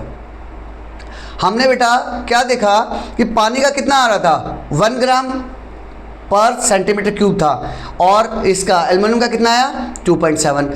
तो हम कोरिलेट कर पाए कि एल्युमिनियम 2.7 टाइम्स dense था comparative to the water. We express this fact by saying that the relative density of a aluminium with respect to water is 2.7. तो relative density कितनी होगी 2.7, यानी कि एल्युमिनियम 2.7 टाइम्स भारी था। किसी दूसरी चीज़ की बात करें जिसकी रिलेटिव डेंसिटी 2 हुई तो हम कहेंगे कि वो पानी से 2 गुना डेंस था। किसी की डेंसिटी रिलेटिव डेंसिटी 0.5 हुई तो इसका मतलब पानी से वो आधा हल्का था, भारी नहीं था। अब 0.5 आ गया, कम आ गया है, तो वो हल्का हो गया है। 0.5 मीन्स हल्का हो गया है। और it is a number without any unit. Relative में आपको पता ही है ये नंबर है, इसके पीछे कोई यूनिट नहीं लिखी है, क्योंकि 2.7 टाइम्स है गुणा, तो इसकी यूनिट नहीं होगी। रिलेटिव में कभी यूनिट नहीं होती है। रिलेटिव डेंसिटी कैसे निकालेंगे? डेंसिटी ऑफ दैट सब्सटेंस 2.7 निकाले हमने, डेंसिटी ऑफ वाटर 1 थी तो 2.7 डिवाइडेड बाई 1। यूनिट जो पीछे में होंगी, ये बात समझ नहीं पा रहे हो ना आप? कोई डाउट हो तो बताना बेटा। देखो अभी आपको और डिटेल में ले चलते हैं। Relative density of any substance, density of particular that substance, जैसे अभी हमने देखा ये कितनी थी 2.7 ग्राम पर सेंटीमीटर क्यूब, ऐसा ही था। पानी की कितनी थी 1 ग्राम पर सेंटीमीटर क्यूब। तो इसकी यूनिट क्यों नहीं है ये मैं बताना चाह रहा हूँ। तो एक बात बताओ, ग्राम पर सेंटीमीटर क्यूब से ग्राम पर सेंटीमीटर क्यूब कट गया, बचा कितना? बचा बेटा 2.7 divided by 1, that is equal to 2.7। This is a number only, ये नंबर है, इसके पीछे देखो कोई यूनिट नहीं है। Think like a scientist, have you notice that some packets of ghee or oil are labelled with a volume of 1 litre. जैसे इस पिक्चर में आपको दिखा रहा है 1 लीटर की बोतल है, ये देखो यहाँ दिख रहा होगा आपको, अपनी बुक में देख सकते हैं। 1 लीटर की बोतल है, वॉल्यूम कितना है 1 litre, but A weight of only 910 gram. Volume कितना है 1 लीटर, लेकिन वेट कितना है 910 ग्राम only. What does this tell us about the density of the oil and is it less or more than that of the water? हमने एक अंदाज़ा लिया था बेटा कि अगर एक पानी लेंगे, इसी टाइप की बोतल में पानी लें तो 1 लीटर पानी में लगभग 1000 ग्राम मिलेगा। हमने अभी पढ़ा था, तो 1000 ग्राम मिलेगा। इट मीन्स 1 लीटर 1000 ग्राम के बराबर है, यानी 1 लीटर लगभग 1 किलोग्राम के बराबर है। लेकिन यहाँ ऑयल 910 ग्राम में मिला, इसका मतलब इसकी डेंसिटी कम है, उतने ही वॉल्यूम में वेट कम आया, उतने ही वॉल्यूम में वेट कम आया। इट मीन्स इसकी डेंसिटी, ऑयल की डेंसिटी कम है, और यही वो रीज़न है जिसके कारण पानी के ऊपर ऑयल अगर मैं डाल दूं तो पानी जो ऑयल है वो ऊपर तैरता रहेगा। डिटर्मिनेशन ऑफ डेंसिटी, डेंसिटी को डिटरमाइन करेंगे। The density of an object can be determined by measuring its mass and volume. Mass और वॉल्यूम का यूज़ करते हुए हम इजीली, जैसे हमने निकाला, हम बार बार डेंसिटी निकाल सकते हैं। हाउ टू मेज़र मास, मास को कैसे मेज़र कर सकते हैं? आपने बेटा 6th क्लास में मास के बारे में पढ़ा था। मास क्या था? Mass is the quantity of matter. Mass क्या है बेटा? वो माल है, वो मसाला है जो हमारे अंदर है। मैंने एक्सप्लेन किया था ना बेटा, मास और वेट में, मास और वेट में हमेशा डिफरेंस रहता है। आप एक साइंस स्टूडेंट, तो आप नॉर्मल रियल लाइफ में मास और वेट को वाइस वर्सा यूज़ करते हैं, लेकिन आप नहीं कर सकते। आपको पता होना चाहिए मास अलग चीज़ है, वेट अलग चीज़ है। मास वो चीज़ है जो आपके अंदर रियल कंटेंट है वो, और वेट वो पुल है, ग्रेविटेशनल फोर्स है जिससे अर्थ आपको खींच रही है।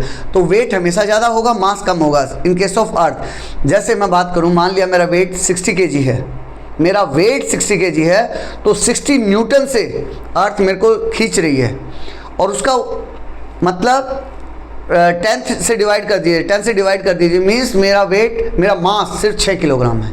मेरा मास सिर्फ 6 किलोग्राम है, लेकिन मेरा वेट 60 किलोग्राम है। The instrument use to measure the mass of an object is known as a balance. जो इंस्ट्रूमेंट यूज करते हैं उसको बैलेंस बोलते हैं। You must have seen various type of balances being used by shopkeepers. आपने बेटा different type के shopkeeper एक तराजू यूज करते थे, वेइंग जो आजकल डिजिटल चल रहा है वो यूज करते हैं, डिफरेंट टाइप के आपने देखे हैं।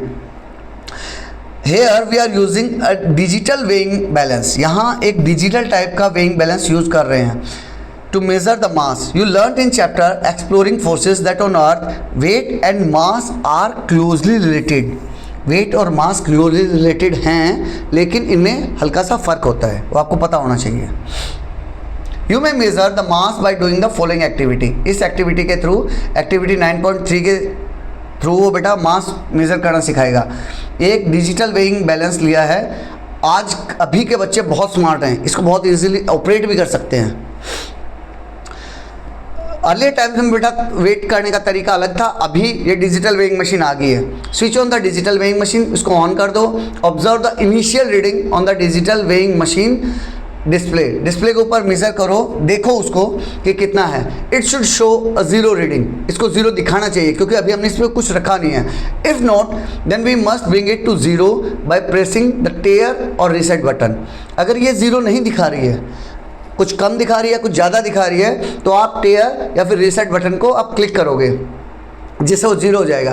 Place a dry and clean watch glass, एक इस टाइप का क्लीन वॉच ग्लास इसके ऊपर रखोगे, और butter paper on the pan. Note the reading on the digital weighing balance. Digital weighing balance पे रीडिंग देखो बेटा, वॉच ग्लास रखा तो उसका कुछ तो वेट होगा, तो वो बढ़ जाएगा। Reset the digital weighing balance reading to zero by pressing the tare or reset button as shown in figure. फिर से उसको ज़ीरो करो, क्योंकि हमें वेट करना है बेटा उस चीज़ का, ना कि वॉच ग्लास का। तो हम क्या करेंगे, वॉच ग्लास को भी न्यूट्रलाइज कर देंगे, ज़ीरो कर देंगे। Now carefully place the solid object, अब वो चीज़ जिसको आप वेट करना चाहते हो, such as stone on the watch glass, stone को वॉच ग्लास पे रख दो। नोट द रीडिंग डिस्प्लेड, अब जो रीडिंग आएगी उसको नोट करो on the balance which gives the mass of the stone. For example यहाँ 16.400 ग्राम दिया है, तो हमें पता चल जाएगा बेटा इस स्टोन का वेट 16.4 ग्राम है। You may use any other type of balance available in your school. ये डिजिटल वेइंग मशीन का दे रखा है, आप स्प्रिंग बैलेंस, डिजिटल बैलेंस या जो भी आपके स्कूल में अवेलेबल है आप उसका यूज़ कर सकते हैं। The mass of a liquid may be measured by replacing the watch glass with a beaker. इसी की जगह आप एक बीकर रख लेते, इसने वॉच ग्लास यूज़ किया, आप एक बीकर रख लेते, उसके अंदर पत्थर रख सकते हो। And pouring the desired amount of liquid, अगर लिक्विड डालना चाहें तो आप इस टाइप से वॉच ग्लास में नहीं कर पाएंगे, तो वो बता रहा है आप बीकर में पत्थर रखना चाहें पत्थर रख लीजिए, लिक्विड रखना चाहें लिक्विड रख सकते हैं।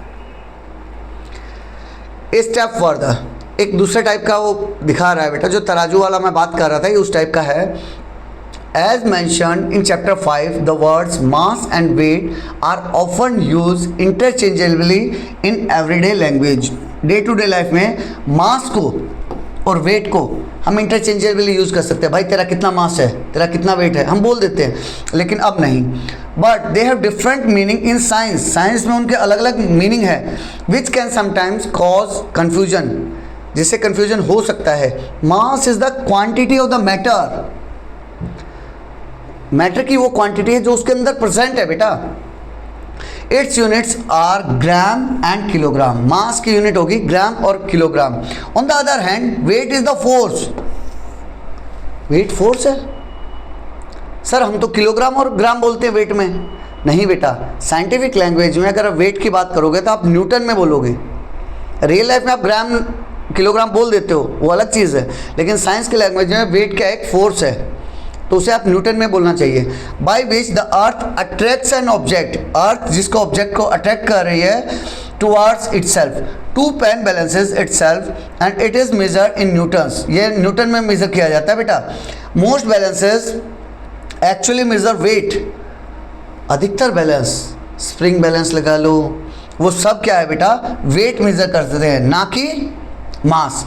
But their scales are marked in mass units, लेकिन उनकी स्केल किलोग्राम ग्राम वो दिखाती है, मेज़र करते हैं वो वेट, लेकिन दिखाती है मास की यूनिट्स।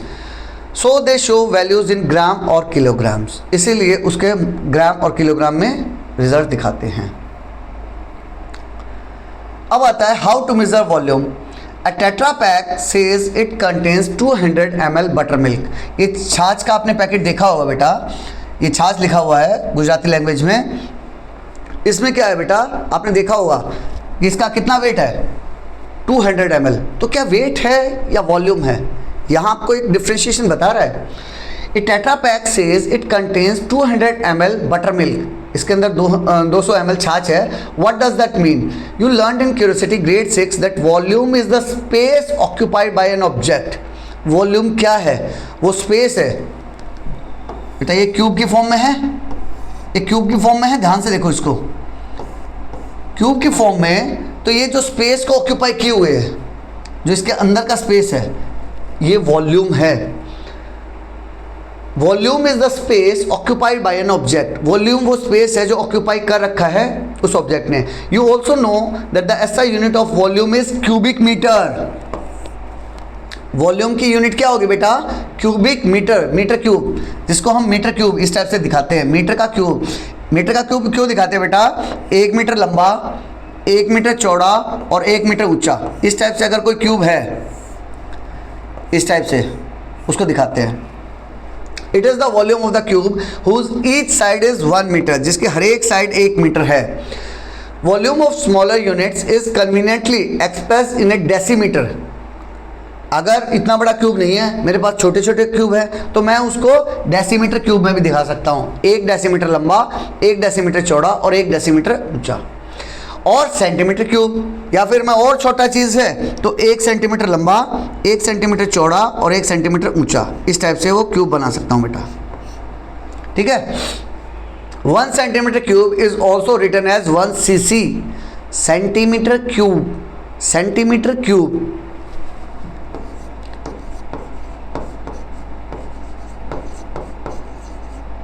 Centimetre cube. तो यहाँ भी सी आया, यहाँ भी सी आया, उन दोनों का यूज़ करते हुए उसने बोल दिया उसको सीसी, 1 सीसी।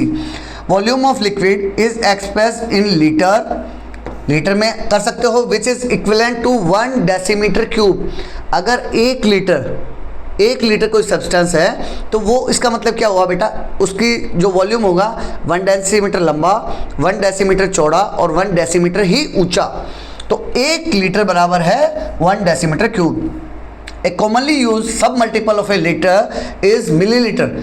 जैसे यहाँ देख पा रहे हो टेट्रा पैक छोटा है, अगर मैं जूस का बड़ा वो लूँगा तो उसमें 1 लीटर मिलेगा, लेकिन ये तो छोटा सा पैक है तो इसको लीटर की बजाय मिलीलीटर में दिखा रखा है बेटा, मिलीलीटर में दिखा रखा है।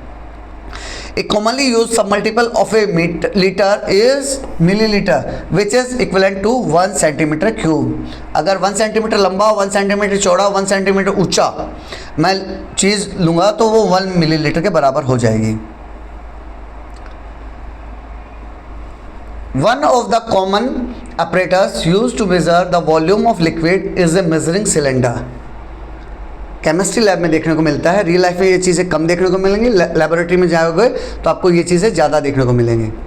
वो बता रहा है बेटा एक कॉमन अपरेटस जो कि वॉल्यूम को चेक करने के लिए यूज़ करते हैं उसे हम मेजरिंग सिलेंडर भी बोलते हैं। मेजरिंग सिलेंडर क्यों बोलते हैं? क्योंकि मेज़र करने के लिए यूज़ किया जाता है। सिलेंडर क्यों बोलते हैं? बिकॉज ऑफ इट्स शेप, लग नहीं रहा सिलेंडर जैसा आपको, इसीलिए। इट इज़ ए नैरो, पतला सा होता है बेटा, ये देखो पतला है, ट्रांसपेरेंट होता है ताकि आप इसके अंदर के लिक्विड को इजीली देख पाओ। सिलेंड्रिकल कंटेनर, सिलेंडर की शेप में है, with 1 side open and the other side closed. एक साइड इधर से देखो खुला है और इधर से बंद है, इधर से बंद कर रखा है। As shown in figure, there are marking on the transparent body of the cylinder. Cylinder के ऊपर ध्यान से देखोगे बेटा तो यहाँ मार्किंग दिखाई दे रही है आपको, यहाँ मार्किंग दिखाई दे रही है। That indicates the volume of liquid in the measuring cylinder. मुझे 10 ml चेक करना है, 20 ml चेक करना है, 50 ml, 1 लीटर, 2 लीटर, उस हिसाब से वो उसके ऊपर बना रखा है मेजरिंग सिलेंडर के ऊपर। We can use it to measure the desired amount of a liquid. उसके थ्रू हम desired amount of liquid select कर सकते हैं। Measuring cylinders are available in different sizes. जैसे मैं बता रहा था अलग अलग साइजेस में अवेलेबल रहते हैं, जैसे कि 5 ml, 10 ml, 25 ml, 50 ml, 100 ml, 250 ml etcetera. How accurately can these measuring cylinder measure? Let us find out. कितना एक्यूरेटली वो कर सकता है देखते हैं। In Curiosity, Grade 6 Chapter Temperature and its Measurement, you learned how to use the thermometer and to find its smallest reading. Thermometer वाले chapter में हमने समझा था 6th क्लास में कि थर्मोमीटर में टेम्परेचर कैसे मेज़र करेंगे और मिनिमम टेम्परेचर कितना मेज़र कर सकते हैं। वही चीज़ अब यहाँ हम सीखेंगे। You can do the same with a measuring cylinder. Take a measuring cylinder and observe it carefully. Note down the following. उसको अच्छे से देखो और नोट डाउन करो। What is the maximum volume it can measure? Maximum कितना measure कर सकता है वो तो बेटा सबसे ऊपर लिखा होगा, इसमें कोई डाउट नहीं है। Now look at the measuring cylinder. The cylinder is marked as 100 ml. Therefore it can measure volume up to 100 ml. सबसे ऊपर लिखा होगा it is the maximum volume, तो वही 100 ml है तो 100 ml कर सकता है। What is the smallest volume it can measure? Look at the measuring cylinder again. Smallest वाले में डाउट आएगा, स्मॉलेस्ट वाले में डाउट आएगा। मैक्सिमम वाला तो आप इजीली कर पाओगे, आई एम श्योर, लेकिन स्मॉलेस्ट सबसे कम कितना मेजर कर सकता है वो समझते हैं। How much is the volume difference indicated between the 2 bigger marks? जो बड़े बड़े मार्क हैं, जैसे इस केस में 10 ml और 20 ml, देख लेते हैं। पहले इस ड्राइंग को देखो बेटा, इस ड्राइंग को देखो, ये यहाँ से बंद है, नीचे से बंद है और ऊपर की तरफ से खुला हुआ है। यहाँ से आप लिक्विड इसके अंदर,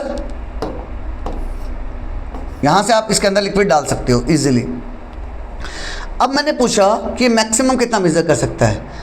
मैं डालते गया तो मैक्सिमम कहाँ तक जाएगा? यहाँ तक जा सकता है, लेकिन इसके ऊपर मार्किंग कहाँ तक है? यहाँ तक है। और कितना लिखा हुआ है? 100। तो मैक्सिमम बेटा ये 100 ml यूनिट यहाँ लिखी हुई है, 100 ml तक ही मेज़र कर सकता है, उससे ज़्यादा मेज़र नहीं कर सकता है। क्वेश्चन क्या अराइज हो रहा है कि मिनिमम कितना कर पाएगा, स्मॉलेस्ट यूनिट। तो उसको समझने के लिए क्या करते हैं बेटा, यहाँ देखो ध्यान से, यहाँ अगर यहाँ तक लिक्विड है तो 10 ml, यहाँ तक लिक्विड है तो 20 ml, यहाँ तक है तो 30 ml। तो इन दो के बीच में डिफरेंस कितना है सर? 10 ml का डिफरेंस है। कितना डिफरेंस है? 10 ml का। और 10 ml के बीच में लाइंस कितनी हैं? ये लाइन, छोटी वाली लाइन, ये काउंट करो। जब इन छोटी वाली लाइन को काउंट करोगे बेटा तो ये 10 ही मिलेंगी। 10 ml है और हर एक लाइन 10 ml है और लाइन भी 10 ही है। 10 ml है और लाइन भी 10 ही है, तो हर लाइन कितने के बराबर होगी? 1 ml के। वही समझते हैं।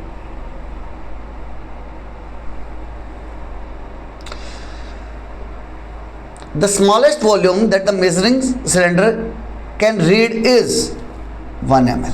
तो वो क्या आ जाएगा बेटा? 1 ml के बराबर आ जाएगा। जो स्मॉलेस्ट डिवीजन है वो 1 ml के बराबर आ गया।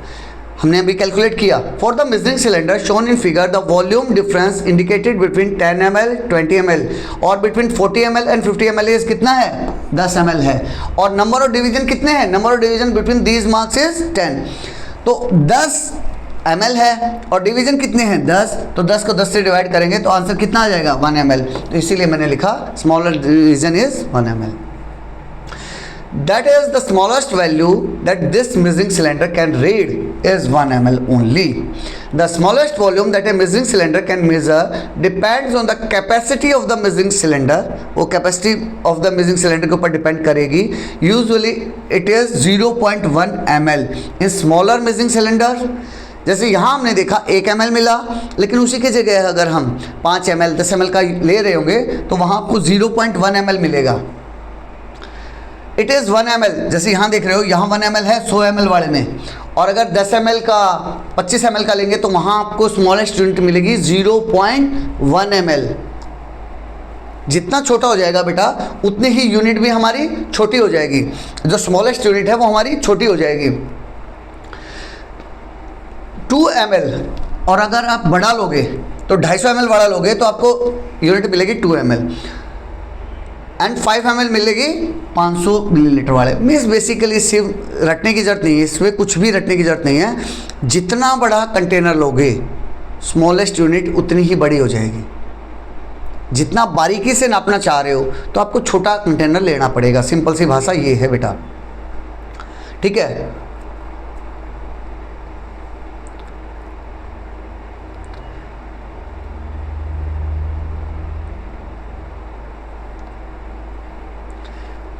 Activity 9.5 let us measure 50 ml of water. अब रियल लाइफ में करके देख लेते हैं तो हम इजीली समझ पाएंगे, क्योंकि बहुत ज़्यादा थ्योरी दे रखी है, उसमें आप लोग भी कन्फ्यूजन में आ जाओगे।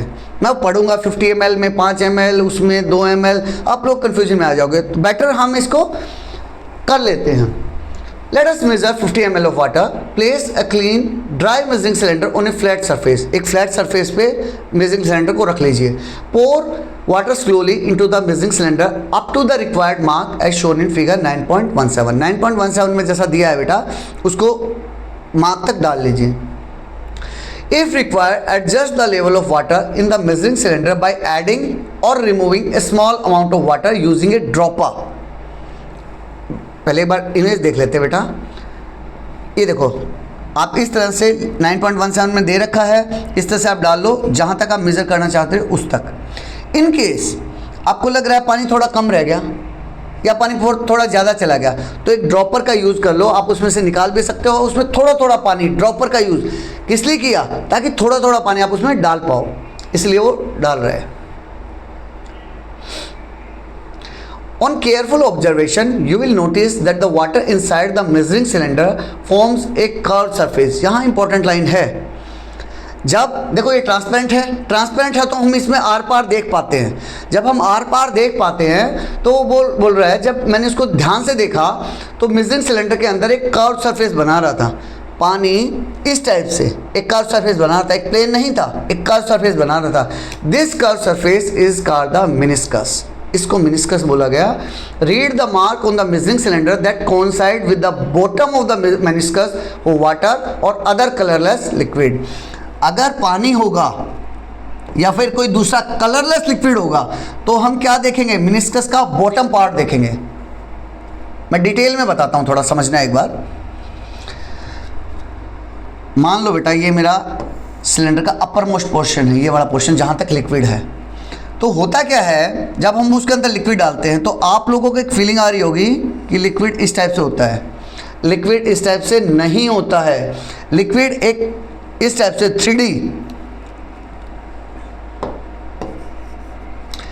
एक 3D की फॉर्म में यूं मेनिस्कस बनाता है, यूं, जिसमें नीचे की तरफ एक ऐसे, जैसे कढ़ाई की शेप होती है ना, कढ़ाई की शेप का एक वो बना होगा ऊपर वाला सरफेस। ऐसा क्यों बनता है? ऐसा इसलिए बनता है क्योंकि ऐसा इसलिए बनता है बेटा, क्योंकि जो लिक्विड है वो सरफेस टेंशन के कारण इस सरफेस से चिपकना चाहता है और इस कारण से ऐसे ऊपर की तरफ उठ जाता है। बीच में से ग्रेविटी के कारण नीचे की तरफ आ जाता है और यहाँ पे ऊपर की तरफ चिपका रह जाता है, ऊपर की तरफ यहाँ चिपका रह जाता है। तो इसीलिए यहाँ कढ़ाई की शेप जैसी होती है ना, वैसी शेप एक बना लेगा। तो अगर जो मेज़र कर रहा हूँ, जो चीज़ लिक्विड है, अगर वो कलरलेस है या फिर पानी है, तो हम इस मेनिस्कस का नीचे वाला पोर्शन लेंगे। ये बेटा केमिस्ट्री की बारीकियाँ हैं। तो हम केमिस्ट्री में क्या करेंगे, इसका नीचे वाला पोर्शन, ये वाला पोर्शन लेंगे। यहाँ मार्किंग देखेंगे कि ये किसके बराबर आ रखा है, ये वाला पोर्शन यहाँ कहाँ आ रखा है, ये चीज़। और वही अगर ये कलरफुल लिक्विड होगा तो मुझे मेनिस्कस का नीचे वाला हिस्सा नहीं दिखेगा, नहीं दिखेगा ना, श्योर हो ना। तो क्या होगा, तब हम ये देखो, अगर ये कलरफुल होगा, इसमें कलर होगा बहुत सारा, तो मुझे ये चीज़ें यहाँ नहीं दिखाई दे रही होंगी। तो मैं क्या करूँगा, ये वाला पोर्शन काउंट करूँगा। अगर कलरलेस होगा तो ये वाला पोर्शन, और अगर कलरफुल होगा तो ये वाला पोर्शन। यहाँ ये बता रहा है बेटा, मेज़र करते वक्त जो आपका आई लेवल है वो कहाँ रहना चाहिए, यहाँ, यहाँ या यहाँ। ये आपका बेटा बिल्कुल इनलाइन होना चाहिए इस लिक्विड के, बिल्कुल हॉरिजेंटली उस लेवल पे होना चाहिए। अगर मैं ऊपर से देखूंगा, जैसे इसने दिखा रखा है, ऊपर से देखूंगा तो मुझे लगेगा ये यहाँ है, मैं कुछ 47 टाइप मान लूँगा। अगर मैं नीचे से देखूंगा तो ये मैं यहाँ मान लूँगा, मैं कुछ 43 मान लूँगा। लेकिन अगर मैं बिल्कुल उस लेवल पे आके यूँ देख रहा हूँ, इस लेवल पे आके यूँ देख रहा हूँ, तो होगा क्या, मैं बिल्कुल तब मानूंगा कि ओके 50 है। इसीलिए मुझे यहाँ से मॉनिटर करना चाहिए, ना कि यहाँ से, ना यहाँ से। This is the right way. इस तरह से बेटा हमें सारा ये करना चाहिए। Determining volume of solid objects with regular shapes. अब क्या करेंगे बेटा, वॉल्यूम का पता करेंगे जिसका कि रेगुलर शेप हो। रेगुलर शेप का मतलब जो इसे हम इजीली मेज़र कर सकते हैं, लंबाई, चौड़ाई, ऊंचाई, कुछ ऐसी चीज़ें हैं। अगर इरेगुलर है, जैसे पत्थर वगैरह होता है, स्टोन वगैरह, उसमें क्या है, कहीं से मोटा है, कहीं से पतला है, तो हम उसको इरेगुलर शेप बोलेंगे। तो अगर रेगुलर शेप होगी तो हम क्या करेंगे, collect various object with A cuboidal shape. Cuboid shape वाले पकड़ेंगे, जैसे कि नोटबुक है, शू बॉक्स है या फिर डाइस। उसमें हम लेंथ, विड्थ और हाइट मेज़र कर लेंगे। और वॉल्यूम कैसे निकालेंगे, वॉल्यूम का फार्मूला होता है बेटा length multiplied by the width multiplied by the height. लंबाई, चौड़ाई, ऊंचाई। तो अगर लंबाई 25 है, चौड़ाई 18 है, ऊंचाई है 2 सेंटीमीटर, तो उसका volume 900 centimetre multiplied by centimetre multiplied by centimetre, 3 by centimetre आया। तो इसीलिए उसने सेंटीमीटर को 3 बार लिखा। उसने क्या लिखा, उसने लिखा 900 सेंटीमीटर। अगर 2 बार मल्टीप्लाई किया होता तो मैं 2 लिखता, लेकिन यहाँ उसने 3 बार मल्टीप्लाई किया है, तो मैं क्या लिखूंगा, सेंटीमीटर क्यूब। इसीलिए उस 900 सेंटीमीटर क्यूब आया। अब आता है अगर इरेगुलर शेप हो तो, determining volume of object with irregular shape. जैसे यहाँ देखो बेटा, यहाँ इसने क्या किया, एक पत्थर लिया। अब पत्थर की कोई शेप ही नहीं है, अब पत्थर तो कुछ यूं सा है, ये लो पत्थर हो गया। अब बताओ इस पत्थर को कैसे मेज़र करोगे, ना ये क्यूब है, ना क्यूबॉइड है, ना रेक्टेंगल है, कोई भी नहीं है, ना स्क्वायर है, मतलब कोई भी, ना 2D या 3D, कोई शेप ही नहीं है। नॉर्मली स्टोन वगैरह 3D में होता है, तो 3D में भी कोई शेप नहीं है, ना स्फीयर है, ना सर्कल है, कुछ नहीं है। तो इसको कैसे करेंगे, तो उसके लिए उसने एक बहुत सिंपल सा तरीका बताया बेटा। एक इस टाइप से मैंने मेजरिंग सिलेंडर लिया, उसमें एक पर्टिकुलर लेवल तक, मान लो 50 ml तक पानी डाल दिया। अब उसमें वो पत्थर डाल दो। अब उसमें आपने पत्थर डाल दिया। पत्थर डाल दोगे तो ये लेवल जो अभी तक 50 था, ये कुछ ऊपर जाएगा, हाँ सर जाएगा, क्योंकि उसके अंदर इमर्ज है। कितना जाएगा, बस वही तो वॉल्यूम है। तो मान लो इस केस में 5 ml ऊपर गया, टोटल हो गया 55 ml, खाली का कितने का था 50 ml। तो जब पत्थर डाला तो वो कितना हो गया बेटा, वो 5 ml के बराबर नहीं हो गया। बहुत इजी है, आप इजीली कर पाओगे। वही चीज़ यहाँ बता रहा है। स्टोन जब इनिशियल वॉल्यूम था मेरा 50 ml, जब मैंने उसमें पत्थर डाल दिया तब फाइनल वॉल्यूम हो गया मेरा 55 ml।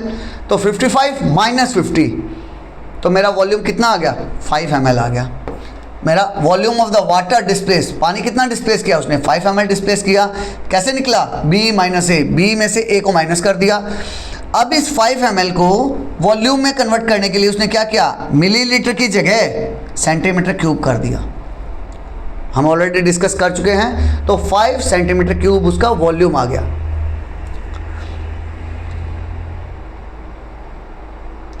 We have already learned to measure the mass and volume of liquids, solids of different types.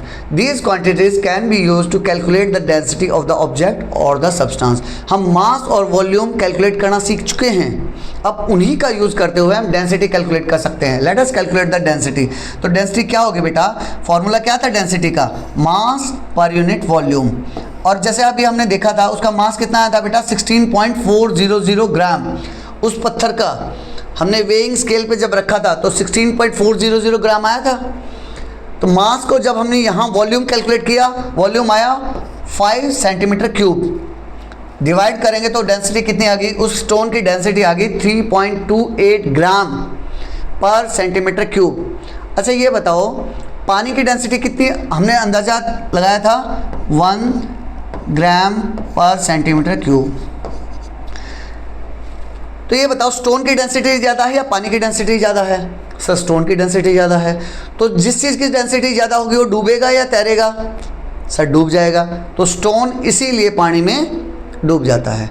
जब भी क्वेश्चन आंसर में इस टाइप के क्वेश्चन आएंगे आपके, जब भी इस टाइप का क्वेश्चन आंसर आए तो आप तुरंत उसकी डेंसिटी कैलकुलेट करना। अगर 1 से ज़्यादा मिल जाए तो बोल देना वो डूब गया है, अगर 1 से कम मिल जाए तो बोल देना वो नहीं डूबेगा।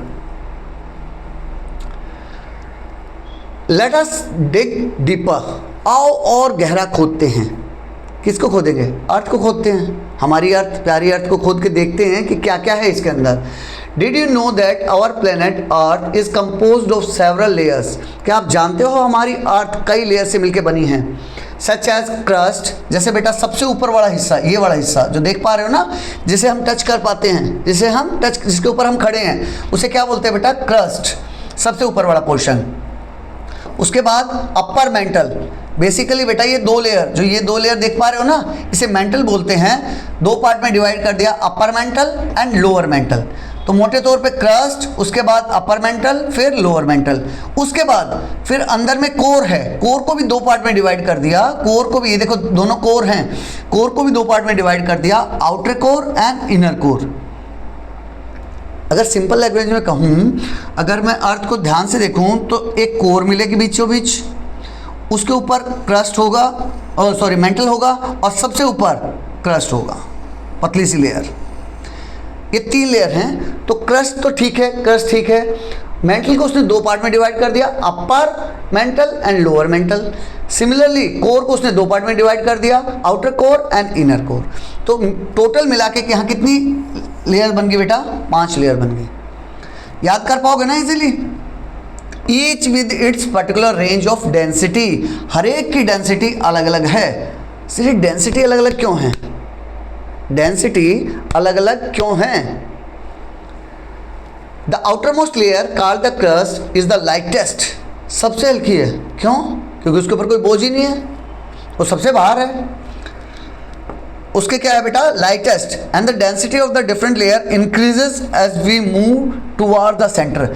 जैसे जैसे हम अंदर की तरफ जाएंगे, जैसे जैसे अंदर की तरफ जाएंगे उसका टेम्परेचर बढ़ता जाएगा, उसका प्रेशर बढ़ता जाएगा, और जब टेम्परेचर प्रेशर वो सब बढ़ेगा तो अंदर में डेंसिटी सबसे ज़्यादा मिलेगी। इस एरिया की जो इनर कोर है उसकी डेंसिटी सबसे ज़्यादा मिलेगी।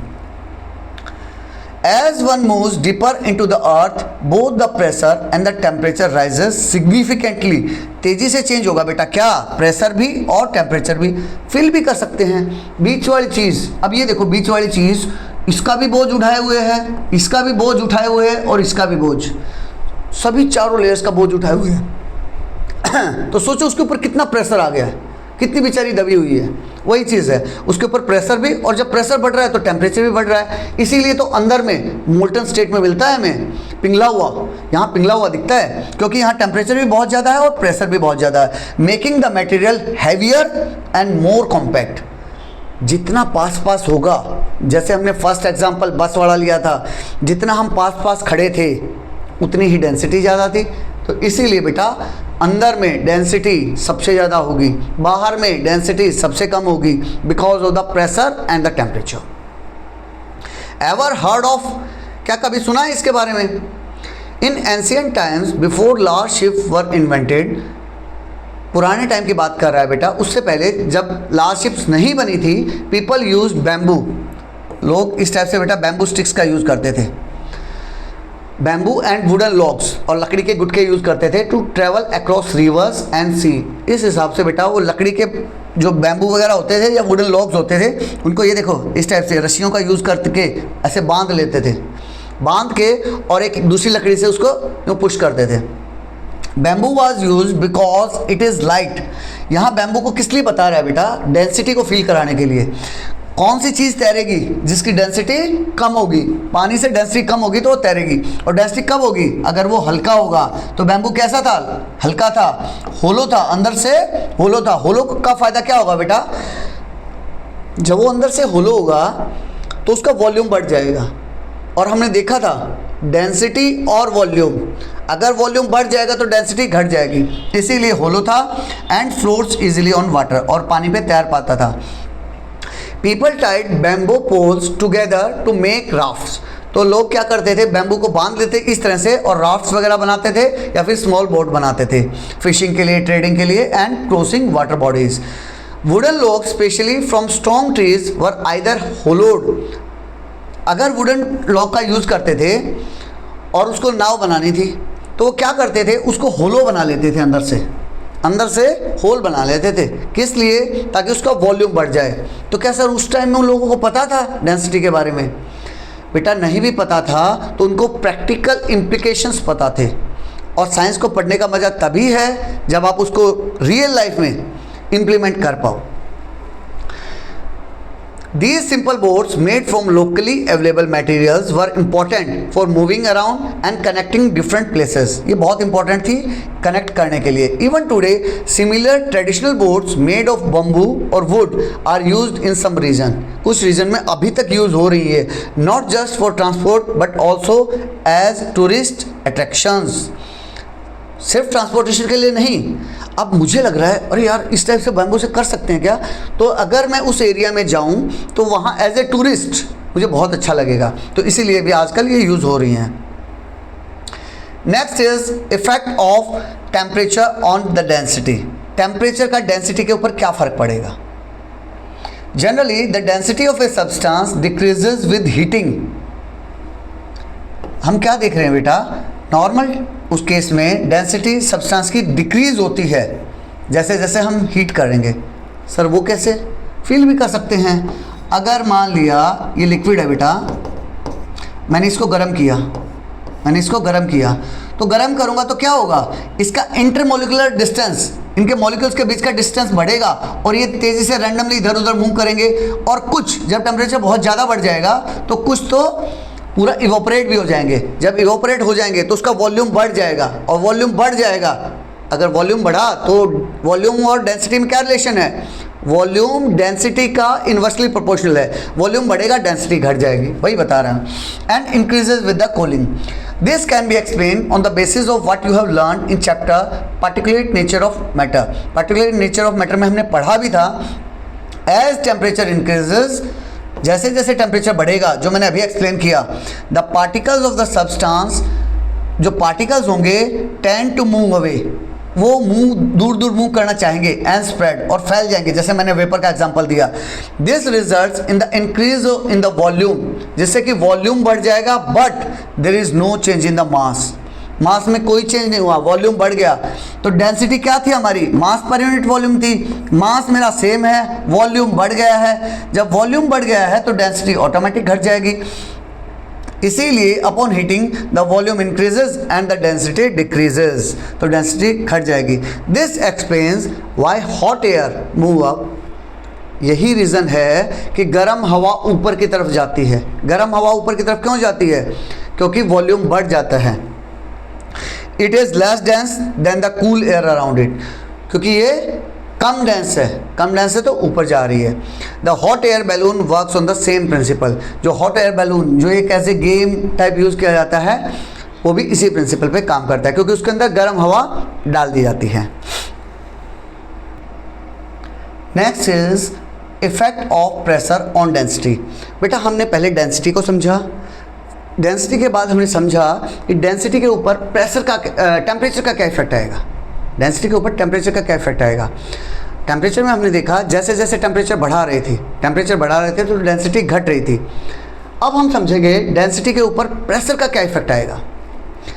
डेंसिटी में बेटा क्या है, जब हम प्रेशर अप्लाई करते हैं तो आप एक बात बताओ, मान लिया यहाँ गैस मॉलिक्यूल हैं और मैं चारों तरफ से प्रेशर अप्लाई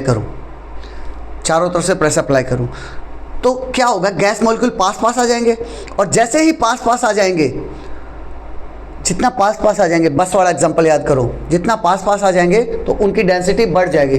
तो प्रेशर अप्लाई किया, डेंसिटी बढ़ गई। लेकिन इन case of liquid and solid, liquid में क्या है बेटा, उसको कंप्रेस करना बहुत मुश्किल है, क्योंकि उसका वॉल्यूम लगभग फिक्स है, कंप्रेस नहीं कर पाते। तो इसीलिए लिक्विड के ऊपर प्रेशर का बहुत कम इफेक्ट आएगा। और सॉलिड में तो ऑलरेडी बेचारे इतने भीड़ में खड़े हैं, बहुत पास खड़े हैं, तो सॉलिड में तो और भी कम इफेक्ट आएगा। तो सॉलिड में इसका इफेक्ट नेग्लिजिबल टाइप रहेगा। Pressure affects density differently depending on the state of matter. Pressure में क्या होगा बेटा, डेंसिटी डिफरेंटली वो बिहेव करेगी। डेंसिटी क्या है बेटा, डिफरेंटली करेगी depending on the state of matter. Solid, liquid, gas में अलग अलग बिहेव करेगी। फॉर गैसेज इंक्रीजिंग प्रेशर, अगर गैस की बात करें हम, तो जैसे जैसे हम प्रेशर को इंक्रीज कर रहे हैं, causes the particle to move closer, तो पार्टिकल और नज़दीक आ जाएगा, move closer. As a result the volume of a gas decreases, volume घट गया। अब जब वॉल्यूम घट गया तो वॉल्यूम का और डेंसिटी का क्या रिलेशन था, जैसे ही वॉल्यूम घटेगा डेंसिटी बढ़ जाएगी, तो इसकी डेंसिटी बढ़ जाएगी। In the case of liquid pressure has a small effect. Liquid के केस में क्या होगा बेटा, प्रेशर का कम इफेक्ट पड़ेगा, because they are nearly incompressible, हम उनको नहीं दबा पा रहे हैं। We have learn in chapter particulate nature of matter that the particle in solids are very close to each other.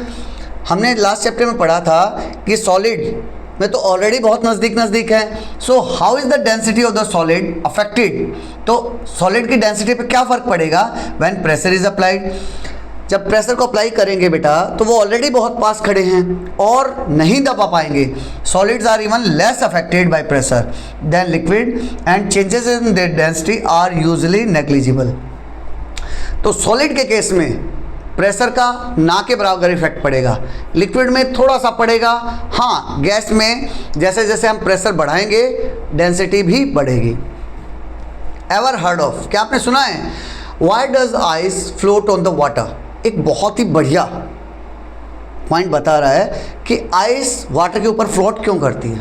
इसके ऊपर मैंने एक यूट्यूब शॉर्ट्स बनाया है बेटा, आप मेरे चैनल पे चेक कर सकते हैं, डिटेल में बता रखा है। वाटर का एक स्पेशल कैरेक्टर होता है, नेचर ने इस हिसाब से डिज़ाइन किया है कि 4 डिग्री पे वाटर अलग टाइप से बिहेव करेगा। नॉर्मली में ऐसा नहीं होता है, लेकिन 4 डिग्री पे अलग टाइप से बिहेव करेगा। इसी के कारण समुद्र के ऊपर बर्फ़ जम जाएगी, लेकिन नीचे बर्फ़ नहीं जमती है, और सी क्रिएचर्स इजीली उसके अंदर सर्वाइव कर पाते हैं। आइए देखते हैं कैसे। Water has a special property that its density is highest. इसकी डेंसिटी 4 डिग्री पे हाईएस्ट है। सोचिए, होना नहीं चाहिए 4 डिग्री हाईएस्ट नहीं होनी चाहिए। It means water is heaviest at 4 degree centigrade. पानी सबसे ज़्यादा हैवी है 4 डिग्री पे। एज द टेम्परेचर ड्रॉप्स, जैसे जैसे 4 से मैं 3 की तरफ जाऊँगा, 2 की तरफ जाऊँगा, 1 की तरफ जाऊँगा, water turns into ice at 0 degree. पानी 0 डिग्री पे आइस में कन्वर्ट हो जाएगा। It undergoes a change in structure, इसका स्ट्रक्चर चेंज हो जाएगा। The particle arrange themselves, particle बेटा इस टाइप से इस टाइप से अपने आप को अरेंज कर लेंगे। That takes up more space, जो कि अब ज़्यादा स्पेस लेंगे। This process is called expansion, और उसका साइज बढ़ जाएगा। साइज बढ़ जाएगा तो होगा क्या, because the same amount of water now occupies a larger volume. Water same है, पानी उतना ही है, लेकिन वॉल्यूम ज़्यादा ले रहा है। इट्स डेंसिटी डिक्रीजेज, इसीलिए उसकी डेंसिटी घट जाएगी। As the result ice becomes lighter than the liquid water. Ice पानी से ज़्यादा लाइट हो जाएगा and floats on its surface, और उसके सरफेस के ऊपर तैरना शुरू कर देगा। तो अब क्या है बेटा, पानी नीचे रहेगा और आइस ऊपर तैर रही है। जबकि नॉर्मल अगर आइस की डेंसिटी ज़्यादा होती, जैसे कि हर एक सॉलिड में होता है, हर एक सॉलिड में सॉलिड की डेंसिटी लिक्विड से ज़्यादा होती है, लेकिन यहाँ उल्टा हुआ, इसीलिए आइस ऊपर तैर रही है। अदरवाइज अगर उसकी डेंसिटी ज़्यादा होती तो धीरे धीरे आइस नीचे चली जाती। आइस नीचे चली जाती तो फिर आइस और ऊपर, इस टाइप से आइस की लेयर्स नीचे से बननी शुरू होती और पूरी की पूरी लेक जम जाती। पूरी की पूरी लेक जम जाती और उसके अंदर कोई भी एक्वेटिक एनिमल सर्वाइव नहीं कर पाते। लेकिन नेचर को कुछ और ही मंजूर था। नेचर ने क्या किया, आइस को ऊपर सेट कर दिया। This is important for animals living in the lakes and oceans because ice floats it forms a layer on the top. उसने टॉप पे एक लेयर बनाई, keeping the water underneath warm, और नीचे का पानी ही रहा और गर्म रहा। Enough for fish and other creature to survive, easily वो सर्वाइव कर पाए even in cold weather. Think like a scientist, take a glass tumbler and fill it with tap water. इसको पानी से भर दो। Carefully place a raw whole egg, एक नया जो अंडा है ना बेटा, वो उसके अंदर डाल दो। And observe what happens, you will notice that the egg sinks to the bottom. अंडा क्या करेगा बेटा, नीचे जाके सेट हो जाएगा। What change can you make to this setup to make the egg float in water instead of sinking. अब क्या चेंज इसमें कर सकते हो जिससे कि पानी में ये अंडा तैरने लग जाए डूबने के बजाय। एक साइंटिस्ट की तरह सोचो।